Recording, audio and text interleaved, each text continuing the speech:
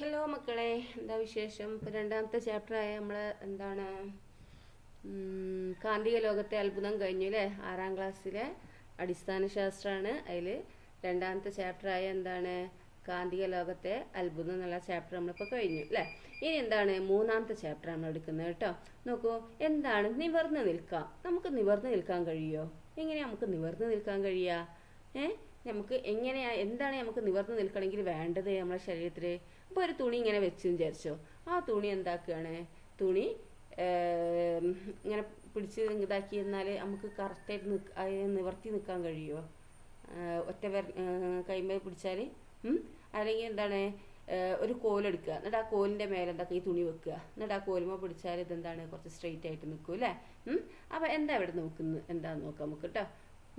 എന്താണ് നിങ്ങളുടെ സ്കൂളിനടുത്തോ വീടിനടുത്തുള്ള ജലാശയങ്ങൾ എന്താണ് പലതരം മത്സ്യങ്ങളുള്ളത് നിങ്ങൾ ശ്രദ്ധയപ്പെട്ടിട്ടുണ്ടാവും അല്ലേ? നിങ്ങളുടെ വീട്ടിലോ സ്കൂളിലോ അക്വേറിയം ഉണ്ടാവുമല്ലോ, അതിലും വിവിധ വർണ്ണത്തിലുള്ള മത്സ്യങ്ങളുണ്ടല്ലോ അല്ലേ? ഒരു ജലാശയത്തിന്റെ ചിത്രമാണ് താഴെ നൽകിയിരിക്കുന്നത്. നോക്കിയാൽ എന്ത് ഭംഗിയുള്ള മത്സ്യങ്ങളാണ് അല്ലേ? എന്ത് ഭംഗിയുള്ള മീനുകളായിട്ട് കാണുന്നത്. ഇതിൽ കാണുന്ന ഓരോ മത്സ്യത്തെയും സൂക്ഷ്മമായി ഒന്ന് നിരീക്ഷിച്ച് നോക്കിയേ, കണ്ടോ? നല്ല ഭംഗിയുണ്ട് അല്ലേ? ഇതിലെന്തെങ്കിലും ഇത് കാണുന്നുണ്ടോ? നോക്കൂ, എല്ലാ മത്സ്യങ്ങളും ഒരുപോലെയാണോ? അവ എങ്ങനെയെല്ലാമാണ് വ്യത്യാസപ്പെട്ടിരിക്കുന്നത്? ആകൃതിയോട് വ്യത്യാസപ്പെട്ടിരിക്കുന്നുണ്ട്, പിന്നെന്താണ് വലിപ്പം കൊണ്ട് വ്യത്യാസപ്പെട്ടിരിക്കുന്നുണ്ട് അല്ലേ? പിന്നെന്താണ് നിങ്ങളുടെ അഭിപ്രായത്തിൽ എന്താണെന്നൊന്ന് കമൻറ്റ് ചെയ്യുക. ഓക്കെ. അപ്പോൾ നമുക്കൊരു മത്സ്യത്തിനെ മാതൃക നിർമ്മിച്ചാലോ? അതിനായി എന്തെല്ലാം സാധനങ്ങൾ ആവശ്യം? നിങ്ങളുടെ ആശയം പങ്കുവെക്കുക. അപ്പോൾ എന്താണ് മത്സ്യത്തിന്റെ ആകൃതിയിൽ 2 തുണിക്കഷ്ണങ്ങൾ നിങ്ങൾ എന്താക്കുക, നിങ്ങളുടെ കൈപ്പത്തി വലുപ്പത്തിൽ മുറിച്ചെടുക്കുക. ബട്ടൺസുകളോ മുത്തുകളോ ഉപയോഗിച്ച് എന്താക്കുക, ഇവയ്ക്ക് കണ്ണുകളാക്കി വെക്കുക. മീനിന് കണ്ണായിട്ട് എന്താണ് ബട്ടൺസോ മുത്തോ വെച്ചിട്ട് എന്താക്കുക, കണ്ണ് ഒട്ടിച്ച് വെക്കുക. അപ്പം നിങ്ങൾ നിർമ്മിച്ച ഈ മത്സ്യങ്ങളുടെ വാൽ ഭാഗത്ത് പിടിച്ച് എന്താക്കുക, അതിനെ നേരെ നിർത്താൻ ശ്രമിച്ചു നോക്കൂ. മത്സ്യം നേരെ നിൽക്കുവോ? നോക്കിയേ, കുട്ടി ചെയ്യുന്ന നോക്കിയേ, ഇങ്ങനെ വാല് പിടിച്ചിട്ട് ഇങ്ങനെ ഇതാക്കി ആ കുത്തനെ നിൽക്കുകയുള്ളൂ അല്ലേ? നേരെ നിൽക്കൂല അല്ലേ? താഴോട്ടേക്കാണ് നിൽക്കുന്നത് അല്ലേ? അപ്പോൾ ഇത് നേരെ നിൽക്കണം എന്നുണ്ടെങ്കിൽ എന്താ വേണ്ടേ? ഒരു പച്ച ഈർക്കിൾ ഉപയോഗിച്ച് ചിത്രത്തിൽ കാണുന്ന പോലെ രൂപം ഉണ്ടാക്കിയെടുക്കുക. ഇതാക്കണ്ടോ, ഒരു പച്ച ഈർക്കിളി വെച്ചിട്ട് എന്താക്കുക, ചിത്രത്തിൽ കാണുന്ന പോലെ അങ്ങനെ രൂപം ഉണ്ടാക്കുക. എന്നിട്ട് എന്താക്കുക, ഈർക്കിളികൾ യോജിപ്പിക്കാൻ എന്താണ് പശയോ നൂലൊക്കെ ഉപയോഗിക്കുക കേട്ടോ. കെട്ടാനൊക്കെ നൂല് ഉപയോഗിക്കുക, അല്ലെങ്കിൽ പശ വെച്ചിട്ട് ഇതൊക്കെ ഒട്ടിക്കുക. ഇതിന്റെ ഇരുപുറവും മത്സ്യത്തിന്റെ ആകൃതിയിൽ മുറിച്ചെടുത്ത തുണിക്കഷ്ണം ഒട്ടിക്കുക. ഇതിന് 2 ഭാഗത്തും എന്താണ് മത്സ്യത്തിന്റെ ആകൃതിയിൽ നമ്മൾ മുറിച്ചെടുത്ത തുണിക്കഷ്ണല്ലേ, അത് രണ്ടും ഇവിടെ ഒട്ടിക്കുക. കണ്ടോ? അപ്പോൾ എന്താണ് ഇപ്പോൾ ഭംഗിയുള്ളൊരു മത്സ്യത്തെ കിട്ടിയില്ല. നിങ്ങൾക്ക് കളറൊക്കെ ചെയ്യാട്ടെ, അല്ലെങ്കിൽ തുണി നല്ല കളർഫുൾ ആയിട്ടുള്ളതാക്കിയാൽ മതി. എന്നിട്ട് ബട്ടൺസ് ആയിട്ട് കണ്ണൊക്കെ ഒട്ടിക്കുക. ഇനി ഈ മത്സ്യത്തിൻ്റെ വാൽഭാഗത്ത് പിടിച്ചിങ്ങനെ നേരെ നിർത്താൻ ശ്രമിച്ച് നോക്കൂ. നേരെ നിൽക്കൂ അല്ലേ? അപ്പോൾ വാൽഭാഗത്ത് പിടിച്ചാൽ എന്താണ് നേരെ നിൽക്കും. ഇത് തുണി മാത്രമായപ്പോൾ എന്താണ് അത് കുത്തിര താഴോട്ടേ പോയത് അല്ലേ? ഈ ഇതിങ്ങനെ ഉണ്ടാക്കിയപ്പോൾ എന്താ വാൽഭാഗത്ത് പിടിച്ചപ്പോൾ എന്താണ് നേരെ ഇങ്ങനെ തന്നെ നിൽക്കും അല്ലേ? അപ്പം നിങ്ങൾ ഉണ്ടാക്കിയ 2 മത്സ്യങ്ങളുടെയും വാൽഭാഗത്ത് പിടിച്ച് നേരെ നിർത്താൻ ശ്രമിച്ചപ്പോൾ അവയിൽ കണ്ടെത്തിയ പ്രത്യേകതകൾ എന്താണ്? തുണിയിൽ നിർമ്മിച്ച മത്സ്യം എന്താണ് കുത്തിര താഴോട്ടാണ് നിൽക്കുന്നത് അല്ലേ? തുണിയും ഈർക്കിളികളും ഉപയോഗിച്ച് നിർമ്മിച്ച മത്സ്യമോ അത് നേരെ തന്നെ നിൽക്കുന്നുണ്ട് അല്ലേ? വാൽമ പിടിച്ച് നിന്നപ്പോൾ നേരെ നിൽക്കുന്നുണ്ട്. അപ്പം 2 നിർമ്മാണത്തിന് നിങ്ങൾ തുണിക്കഷ്ണങ്ങൾ ഉപയോഗിച്ചല്ലോ. പിന്നെ എന്തുകൊണ്ടായിരിക്കും രണ്ടാമതുണ്ടാക്കിയ മത്സ്യം നേരെ നിന്നത്? രണ്ടാമത് നിർമ്മിച്ച മത്സ്യത്തിന് എന്താണ് ഈർക്കിളി ഉപയോഗിച്ചിട്ടുണ്ട് അല്ലേ? അപ്പോൾ ഈർക്കിളി ഉപയോഗിച്ചത് എന്തിനാണ്?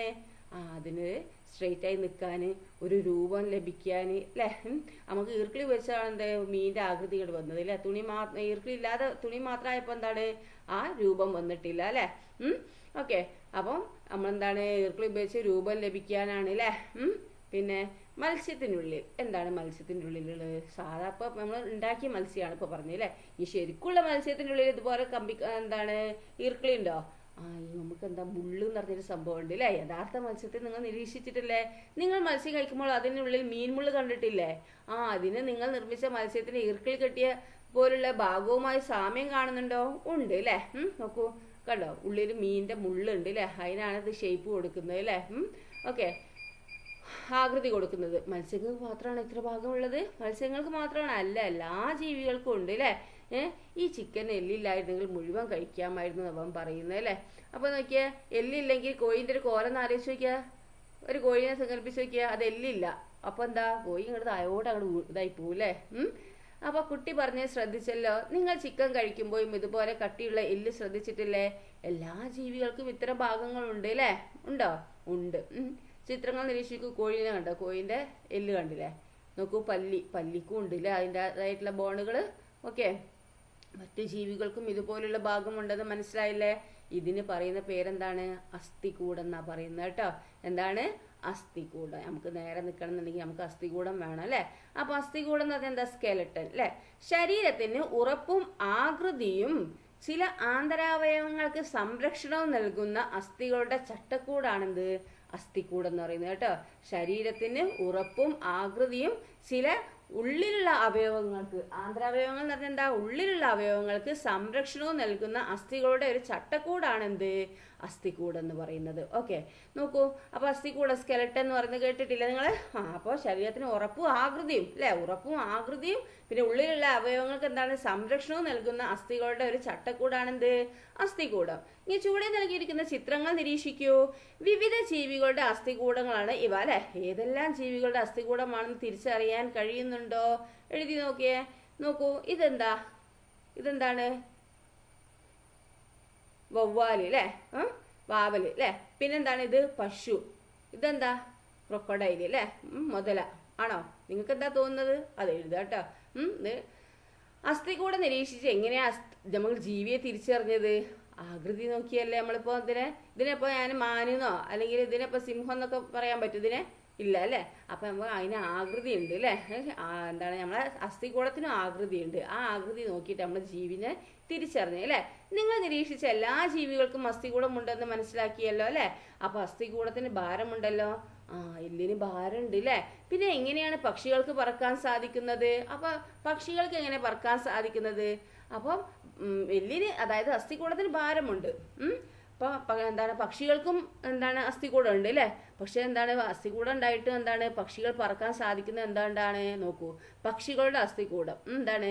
പക്ഷികളുടെ അസ്ഥിയിൽ വായു അറകളുണ്ട് കേട്ടോ. എന്താണ്? പക്ഷികളുടെ അസ്ഥിയിൽ എന്താണ്? വായു അറകളുണ്ട്. അതിനാൽ മറ്റ് ജീവികളെ അപേക്ഷിച്ച് എന്താണ്? പക്ഷികളുടെ അസ്ഥികൂടത്തിന് ഭാരം കുറവാണ് കേട്ടോ. എന്താണ്? പക്ഷികളുടെ അസ്ഥിയിൽ എന്താണ്? വായു അറകളുണ്ട്. പിന്നെന്താണ്? അതിനാൽ മറ്റു ജീവികളെ അപേക്ഷിച്ച് എന്താണ്? പക്ഷികളുടെ അസ്ഥികൂടത്തിന് എന്താണ്? ഭാരം കുറവാണ്. അപ്പൊ പക്ഷികളുടെ അസ്ഥികൂടത്തിന് എന്താണ്? ഭാരം കുറവാണ് അല്ലെ? ഇത് പക്ഷികൾക്ക് എന്താണ്? പറക്കുന്നതിനുള്ളൊരു അനുകൂലനമാണ്. കണ്ടല്ലോ? അപ്പൊ പക്ഷികൾ എന്തുകൊണ്ടാ പറക്കുന്നത്? അവർക്ക് അസ്ഥികൂടം ഉണ്ട്, അസ്ഥികൂടത്തിന് ഭാരം കുറവാണ് അല്ലെ? വായുവറകൾ ഉണ്ടായത് കൊണ്ട് എന്താണ്? അതിന്റെ അസ്ഥികൂടത്തിന് ഭാരം കുറവാണ് അല്ലെ? പക്ഷികളുടെ അസ്ഥികൂടത്തിന് ഭാരം കുറവാണ്. അപ്പൊ പക്ഷികൾക്ക് എന്താക്കാൻ കഴിയുന്നുണ്ട്? കിളികൾക്കൊക്കെ പറക്കാൻ കഴിയുന്നതിനുള്ളൊരു അനുകൂലനമാണ് ഇത് അല്ലെ? പക്ഷികളുടെ അസ്ഥിയിൽ വായു അറകളുണ്ട് കേട്ടോ. ഓക്കെ, ഇതെന്ന് നോക്കൂ. ചിത്രത്തിൽ കാണുന്ന പക്ഷിയെ അറിയുമോ? പെങ്കിന് പറക്കാൻ കഴിയില്ല. ചില പക്ഷികൾക്ക് പറക്കാൻ കഴിയാത്ത എന്താണ്? അതിന് എല്ലിന് ഭാരം ഉണ്ടായതുകൊണ്ട് അല്ലെ? അസ്ഥികൂടത്തിന് ഭാരം ഉണ്ടായതുകൊണ്ട് അല്ലെ? നിങ്ങളുടെ കണ്ടെത്തലുകൾ ശാസ്ത്ര പുസ്തകത്തിൽ എഴുതൂ. പറക്കാൻ കഴിയാത്ത പക്ഷികൾ ഏതെല്ലാമാണെന്ന് അന്വേഷിച്ച് കണ്ടെത്തി എഴുതുക. ഓക്കെ, അപ്പൊ പെങ്കിൻ എന്താണ്? എന്തുകൊണ്ടാണ് പറക്കാൻ കഴിയാത്തത്? അതിന്റെ അസ്ഥികൂടത്തിന് ഭാരം ഉണ്ടായത് കൊണ്ട് അല്ലെ? അതിന് ചിറകൊക്കെ ഉണ്ട് അല്ലെ? പിന്നെ പെങ്കിൻ. പിന്നെ എന്താണ്? പറക്കാൻ കഴിയാത്ത പക്ഷികൾ ഏതാണ്? അപ്പൊ ഏതൊക്കെയാണ് നമുക്ക് പറയാ? ഓസ്ട്രിച്ച് പറക്കുവോ? ഇല്ല. പെങ്കിൻ ഇല്ല. കിവി, എമു, കോസോവാരി, പിന്നെന്താണ്? ചിക്കൻ, ഡക്ക്, ടർക്കി കോഴികൾ ഒന്നും പറക്കുന്നില്ല അല്ലേ? എന്തുകൊണ്ടാണ്? അതിനൊക്കെ എന്താണ്? ഭയങ്കര ഹെവിയാണ് അതിന്റെ ബോണിന് അല്ലേ? അതായത് സ്കെൽട്ടന്റെ വെയിറ്റ് കൂടിയത് കൊണ്ടാണ് അല്ലേ? അസ്ഥികൂടത്തിന് എന്താണ്? വെയിറ്റ് കൂടിയത് കൊണ്ടാണ് അവർക്ക് പറക്കാൻ കഴിയാത്തത് അല്ലേ? അപ്പൊ ഏതൊക്കെയാണ് പറക്കാൻ കഴിയാത്ത ജീവികള്? ബേർഡ്സ്, അതായത് പറക്കാൻ കഴിയാത്ത പക്ഷികൾ ഏതൊക്കെയാണ്? Ostrich, penguin, kiwi, emu, cassowary, chicken, പിന്നെന്താണ്? താറാവ്, കോഴി, ടർക്കി അല്ലേ? ഇതൊക്കെ എന്താണ്? പറക്കാൻ കഴിയില്ല അല്ലേ? ഓക്കെ, അപ്പൊ പക്ഷികൾക്ക് മാത്രമാണ് അസ്ഥികൂടം ഉള്ളത്? പക്ഷികൾക്ക് മാത്രമല്ല, പക്ഷികൾക്ക് ഉണ്ട്. പിന്നെ അതുപോലെ എന്താണ്? ഇഴജന്തുക്കൾക്ക് ഉണ്ട്. പിന്നെ കുറെ എല്ലാ ജീവജാലങ്ങൾക്കും എന്താണ്? അസ്ഥികൂടം ഉണ്ട് അല്ലേ? അതുപോലെ മനുഷ്യർക്ക് അസ്ഥികൂടം ഉണ്ടോ? ഉണ്ട് അല്ലേ? അപ്പൊ നമ്മുടെ അസ്ഥി എന്താണ്? നമ്മുടെ ഉള്ളിലും ഉണ്ട് അല്ലേ? എന്നിട്ട് എന്താക്കുക? നിങ്ങൾക്ക് ഞാൻ പറയുമ്പോൾ കിട്ടുന്ന പോയിന്റുകളൊക്കെ എന്താക്കുക? നിങ്ങൾക്ക് ഒന്ന് ജസ്റ്റ് നിങ്ങളതായിട്ടുള്ള ഭാഷയിൽ, അതായത് നിങ്ങളതിലോട്ട് എഴുതി വെക്കുക. പിന്നെ നമുക്ക് പരീക്ഷയ്ക്ക് പഠിക്കുമ്പോൾ എന്താണ്? എളുപ്പമാവും കേട്ടോ. പിന്നെ നിങ്ങൾക്ക് യൂട്യൂബ് എടുക്കണമെന്നില്ല. നിങ്ങൾക്ക് എന്താക്കുക? ടെക്സ്റ്റ് തന്നെ തുറന്നാൽ നിങ്ങൾക്ക് മനസ്സിലാവും ഇമ്പോർട്ടൻ്റ് ആയിട്ടുള്ള പോയിന്റുകൾ ഏതൊക്കെയാണ്. പിന്നെ അണ്ടർലൈനൊക്കെ ചെയ്യാം. ദെൻ അസ്ഥി നമ്മുടെ ഉള്ളിലെന്നുള്ളതാണ് അല്ലേ? അപ്പോൾ എന്താണ്? അസ്ഥിനെ കുറിച്ചിട്ടാണ് ഇപ്പോൾ പഠിച്ചത് അല്ലേ? പക്ഷികൾക്കുണ്ട്, അതുപോലെ എന്താണ്? എന്താണ് മൃഗങ്ങൾക്കുണ്ട്, മറ്റ് ജീവജാലങ്ങൾക്കൊക്കെ ഉണ്ട് അല്ലേ. അതുപോലെ എന്താണ് അസ്ഥി നമ്മുടെ ഉള്ളിലും ഉണ്ട് അല്ലേ. നമ്മുടെ ശരീരത്തിനുള്ളിൽ എന്താണ് അസ്ഥികളുണ്ട് അല്ലേ. കൈകൾ, കാലുകൾ, വിരലുകൾ, തല തുടങ്ങി വിവിധ ശരീരഭാഗങ്ങളിൽ സ്പർശിച്ച് സ്വയം പരിശോധിച്ച് നോക്കിയാൽ നിങ്ങൾ വിരലിലും തൊട്ട് നോക്കിയാൽ ഒരു കട്ടി വേണം തോന്നില്ലേ, അതാണ് എല്ലാണ് ഇല്ലേ, അസ്ഥിയാണത് ഇല്ലേ. പിന്നെ അതുപോലെ എന്താണ് നമ്മളെ എവിടെ ശരീരത്തിൽ എവിടെ ഭാഗം, കാൽമ തൊട്ട് നോക്കുക, അതുപോലെ എന്താണ് കൈമ തൊട്ട് നോക്കുക അല്ലേ. എല്ലായിടത്തും തൊട്ട് നോക്കിയേ ഒന്ന്, കയ്യിലും കാലിലും വിരലുകളിലൊക്കെ തൊട്ടാൽ എന്താണ് ഒരു കട്ടിയുള്ളതായിട്ട് തോന്നുന്നില്ലേ. ഓൺലി ഇതല്ലല്ലോ വരുന്നത്, സ്പോഞ്ച് ആയിട്ടല്ലല്ലോ വരുന്നത്, ഒരു കട്ടി പോലെ തോന്നുന്നില്ലേ, അതാണെന്ത് എന്ത് അസ്ഥി കേട്ടോ. അപ്പോൾ എല്ലാ അസ്ഥികളും ഒരുപോലെയാണോ? അല്ല അല്ലേ. നീളമുള്ള അസ്ഥികൾ കാണപ്പെടുന്ന ഭാഗങ്ങൾ ഏതൊക്കെയാണെന്ന് നോക്കിയാൽ നീളമുള്ള അസ്ഥികളാണ് എന്ത് നമ്മളെ കയ്യിലും കാലിലൊക്കെ വരുന്നത് അല്ലേ, ആണല്ലോ. നീളം കുറഞ്ഞ അസ്ഥികൾ കാണപ്പെടുന്നതോ നോക്കിയേ, നീളം കുറഞ്ഞ അസ്ഥികൾ ഇതാ ഇവിടെയൊക്കെ അല്ലേ, നെഞ്ചും കൂടിൻ്റെ അവിടെയൊക്കെ അല്ലേ. അപ്പോൾ നോക്കാം നമുക്ക് മനുഷ്യ അസ്ഥികൂടം, മനുഷ്യനും അസ്ഥികൂടം ഉണ്ട് അല്ലേ. നമ്മളൊന്ന് ചിന്തിച്ച് നോക്കിയാൽ ഒന്ന് കണ്ണടച്ചിട്ട്, നമുക്ക് അസ്ഥി ഇല്ലെങ്കിൽ എന്താ അവസ്ഥ? നമ്മളങ്ങോട്ട് ആ എല്ലൊന്നുമില്ല, ഉള്ളി നമുക്ക് എന്താണ് ആ ഇറച്ചിയും തോലും മാത്രമേ ഉള്ളെങ്കിൽ എന്താണ് നമുക്ക് നിലത്തങ്ങോട്ട് വീണു പോകില്ലേ. നമ്മളിപ്പോൾ ഇങ്ങനെ നിൽക്കുന്ന എന്താണ് നമ്മളെ ഇറച്ചി എല്ലും ഇതൊക്കെ ഉണ്ടായിട്ടാണ് അല്ലേ, അസ്ഥി ഉണ്ടായിട്ടാണ് നമ്മൾ നിവർന്ന് നിൽക്കുന്നത് അല്ലേ. അപ്പോൾ തലയോട്, നട്ടെല്ല്, വാരിയെല്ല്, മാറെല്ല്, കൈകാലുകളിലെ അസ്ഥികൾ, ഇടുപ്പല്ല് എന്നിവയെല്ലാം ചേർന്നതാണിത് മനുഷ്യന്റെ അസ്ഥികൂടം കേട്ടോ. ഓക്കെ, എന്താണ് തലയോട് അല്ലേ, തലേൻ്റെ അവിടെ ഉണ്ട്. പിന്നെ നട്ടെല്ലുണ്ട് അല്ലേ, അതാണ് ഇത്. പിന്നെന്താ വാരിയെല്ല് അല്ലേ, പിന്നെ മാറെല്ല്, പിന്നെന്താണ് കൈകാലുകളിലെ അസ്ഥികൾ, പിന്നെ ഇടുപ്പ് അല്ലെ, ഇടുപ്പല്ല് എന്നിവയെല്ലാം ചേർന്നതാണ് മനുഷ്യന്റെ അസ്ഥികൂടം. താഴെ നൽകിയിരിക്കുന്ന വിവരങ്ങൾ വായിച്ചും ചിത്രങ്ങൾ നിരീക്ഷിച്ചും എന്താക്കുക, മനുഷ്യാസ്ഥികൂടത്തെ കുറിച്ച് കൂടുതൽ മനസ്സിലാക്കാനാണ് പറഞ്ഞിരിക്കുന്നത്. നോക്കൂ, തലയോടാണ്, കീഴ്താടിയല്ല ഇത്. ഓക്കെ, തലയോടിന്റെ കീഴ്താടിയല്ല ഇത്. ഇത് മനുഷ്യാസ്ഥികൂടം കേട്ടോ. ഈ ചിത്രം നിങ്ങൾ പലയിടത്തും കണ്ടിട്ടുണ്ടല്ലോ അല്ലേ. നമ്മളെന്താണ് ഈ ചിത്രം പലയിടത്തും കണ്ടിട്ടുണ്ടാവും അല്ലേ. 22 അസ്ഥികൾ ചേർന്നതാണ് നമ്മളെ തലയോട്. അപ്പോൾ എത്ര അസ്ഥികൾ ചേർന്നതാണ് നമ്മളെ തലയോട്? നോക്കൂ, അണ്ടർലൈൻ ചെയ്യാട്ടോ. 22 അസ്ഥികൾ ചേർന്നതാണ് എന്ത് തലയോട് എന്ന് പറയുന്നത് കേട്ടോ. ഇവയിൽ ഒരസ്ഥി മാത്രമാണ് നമുക്ക് എന്താക്കാൻ കഴിയുന്നത്, ചലിപ്പിക്കാൻ കഴിയുന്നത്. ഓക്കെ, ഒരസ്ഥി മാത്രം അല്ലേ, നമുക്ക് ഈ താടിയല്ലിൻ്റെ അവിടെ മാത്രമായിരിക്കും എന്തുകൊണ്ടാണ് അവിടെ ചലിപ്പിക്കാൻ കഴിയുന്നത്? ഭക്ഷണം ചവയ്ക്കുമ്പോൾ എന്താണ് ചലിക്കുന്ന അസ്ഥി ഏതാണെന്ന് നമുക്ക് പരിശോധിച്ച ഏതാ, ഈ കീഴ്താടിയല്ലാണ് അല്ലേ. അങ്ങനെ ചവയ്ക്കുമ്പോൾ എന്താണ് താഴെയുള്ളത് മാത്രമേ നമ്മൾ എന്താണ് അനക്കാൻ കഴിയുള്ളൂ അല്ലേ, ചലിപ്പിക്കാൻ കഴിയുള്ളൂ. ഓക്കെ, പിന്നെ തലയോടിനുള്ളിൽ സംരക്ഷിക്കപ്പെട്ടിരിക്കുന്ന പ്രധാന അവയവം ഏതാണ്? തലയോടിനുള്ളിൽ സംരക്ഷിക്കപ്പെട്ടിരിക്കുന്ന പ്രധാന അവയവം എന്താണ്? നമ്മളെ ബ്രെയിൻ അല്ലേ, തലച്ചോറല്ലേ. ഇതുകൂടാതെ കണ്ണ്, ചെവി, മൂക്ക്, നാക്ക് എന്നീ ഇന്ദ്രിയങ്ങൾക്ക് എന്താണ് സംരക്ഷണം നൽകുന്നത് എന്താണ്? തലയോടാണ് അല്ലേ. അപ്പൊ എന്തൊക്കെയാണ്? അപ്പൊ കണ്ണ്, ചെവി, മൂക്ക്, നാക്ക് എന്നീ ഇതിനൊക്കെ എന്താണ് സംരക്ഷണം നൽകിയിരിക്കുന്ന ആരാണ്? തലയോടാണ് കേട്ടോ. ഓക്കെ, അപ്പം തലയോടിനുള്ളിൽ സംരക്ഷിക്കപ്പെട്ടിരിക്കുന്ന പ്രധാന അവയവം എന്താ? നമ്മളെ തലച്ചോറ് അല്ലേ. എന്താണ്? മസ്തിഷ്കം എന്ന് പറയും അല്ലേ. എന്താണ്? മസ്തിഷ്കം, തലച്ചോറ് അല്ലേ. പിന്നെന്താണ്? പിന്നെ തലയോടിനുള്ളിൽ എന്താണ്? കണ്ണും ചെവിയും മൂക്കും നാക്കും ഒക്കെ എന്താണ് സംരക്ഷണം നൽകുന്നുണ്ട് അല്ലേ. ഓക്കെ, ദെൻ മസ്തിഷ്കത്തിന് സംഭവിക്കുന്ന ചെറിയ ക്ഷതങ്ങൾ പോലും ഗുരുതരമായ ആരോഗ്യ പ്രശ്നങ്ങൾക്ക് കാരണമാവുമെന്നറിയാമല്ലോ അല്ലേ. മസ്തിഷ്കത്തിന് സംഭവിക്കുന്ന ചെറിയ ക്ഷതങ്ങൾ പോലും എന്താണ് ഭയങ്കരമായിട്ടുള്ള ആരോഗ്യ പ്രശ്നങ്ങൾക്ക് കാരണമാവും അല്ലേ. അപ്പം എത്ര പ്രാധാന്യത്തോടെയാണ് ശരീരം എന്താണ് മസ്തിഷ്കത്തെ സംരക്ഷിച്ചിരിക്കുന്നത് എന്ന് തലയോടിന്റെ ചിത്രം നിരീക്ഷിച്ച് മനസ്സിലാക്കിയേ. നോക്കൂ, ഇനി ഹെൽമെറ്റ്, ജീവന്റെ കവചം. ഹെൽമെറ്റ് എപ്പോഴാണ് നമ്മൾ ഉപയോഗിക്കല്? ബൈക്കുമേലൊക്കെ പോകുമ്പോൾ അല്ലേ. എന്തുകൊണ്ടാണ് ഹെൽമെറ്റ് നമ്മൾ ഉപയോഗിക്കുന്നത്? എന്തിനാണ്?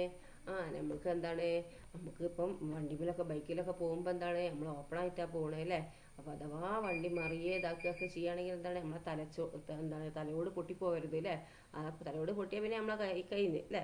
അപ്പോൾ എന്താണ് അതിനൊരു സംരക്ഷണമാണ് എന്ത്? ഹെൽമെറ്റ് അല്ലേ. അപ്പോൾ എന്താണ് നമ്മളെപ്പോഴും ഹെൽമെറ്റ്, വണ്ടി ഓടിക്കുമ്പോൾ ഹെൽമെറ്റ് ഉപയോഗിക്കണം അല്ലേ. തിരുവനന്തപുരം നമുക്ക് ഈ പത്രവാർത്ത നോക്കിയേ. വാഹനം ഓടിക്കുന്നവരും കൂടെ യാത്ര ചെയ്യുന്നവരും ഹെൽമെറ്റ് ധരിക്കുന്നുണ്ടെന്നും മോട്ടോർ വാഹന നിയമങ്ങൾ കൃത്യമായി പാലിക്കുന്നുണ്ടെന്നും ഉറപ്പാക്കാൻ മോട്ടോർ വാഹന വകുപ്പ് പോലീസിന് നിർദ്ദേശം നൽകി. ഹെൽമെറ്റ് ധരിക്കാതെ ഇരുചക്ര വാഹനങ്ങൾ ഓടിക്കുന്നവരിൽ നിന്ന് പിഴ ഈടാക്കണമെന്നും നിർദ്ദേശിച്ചു.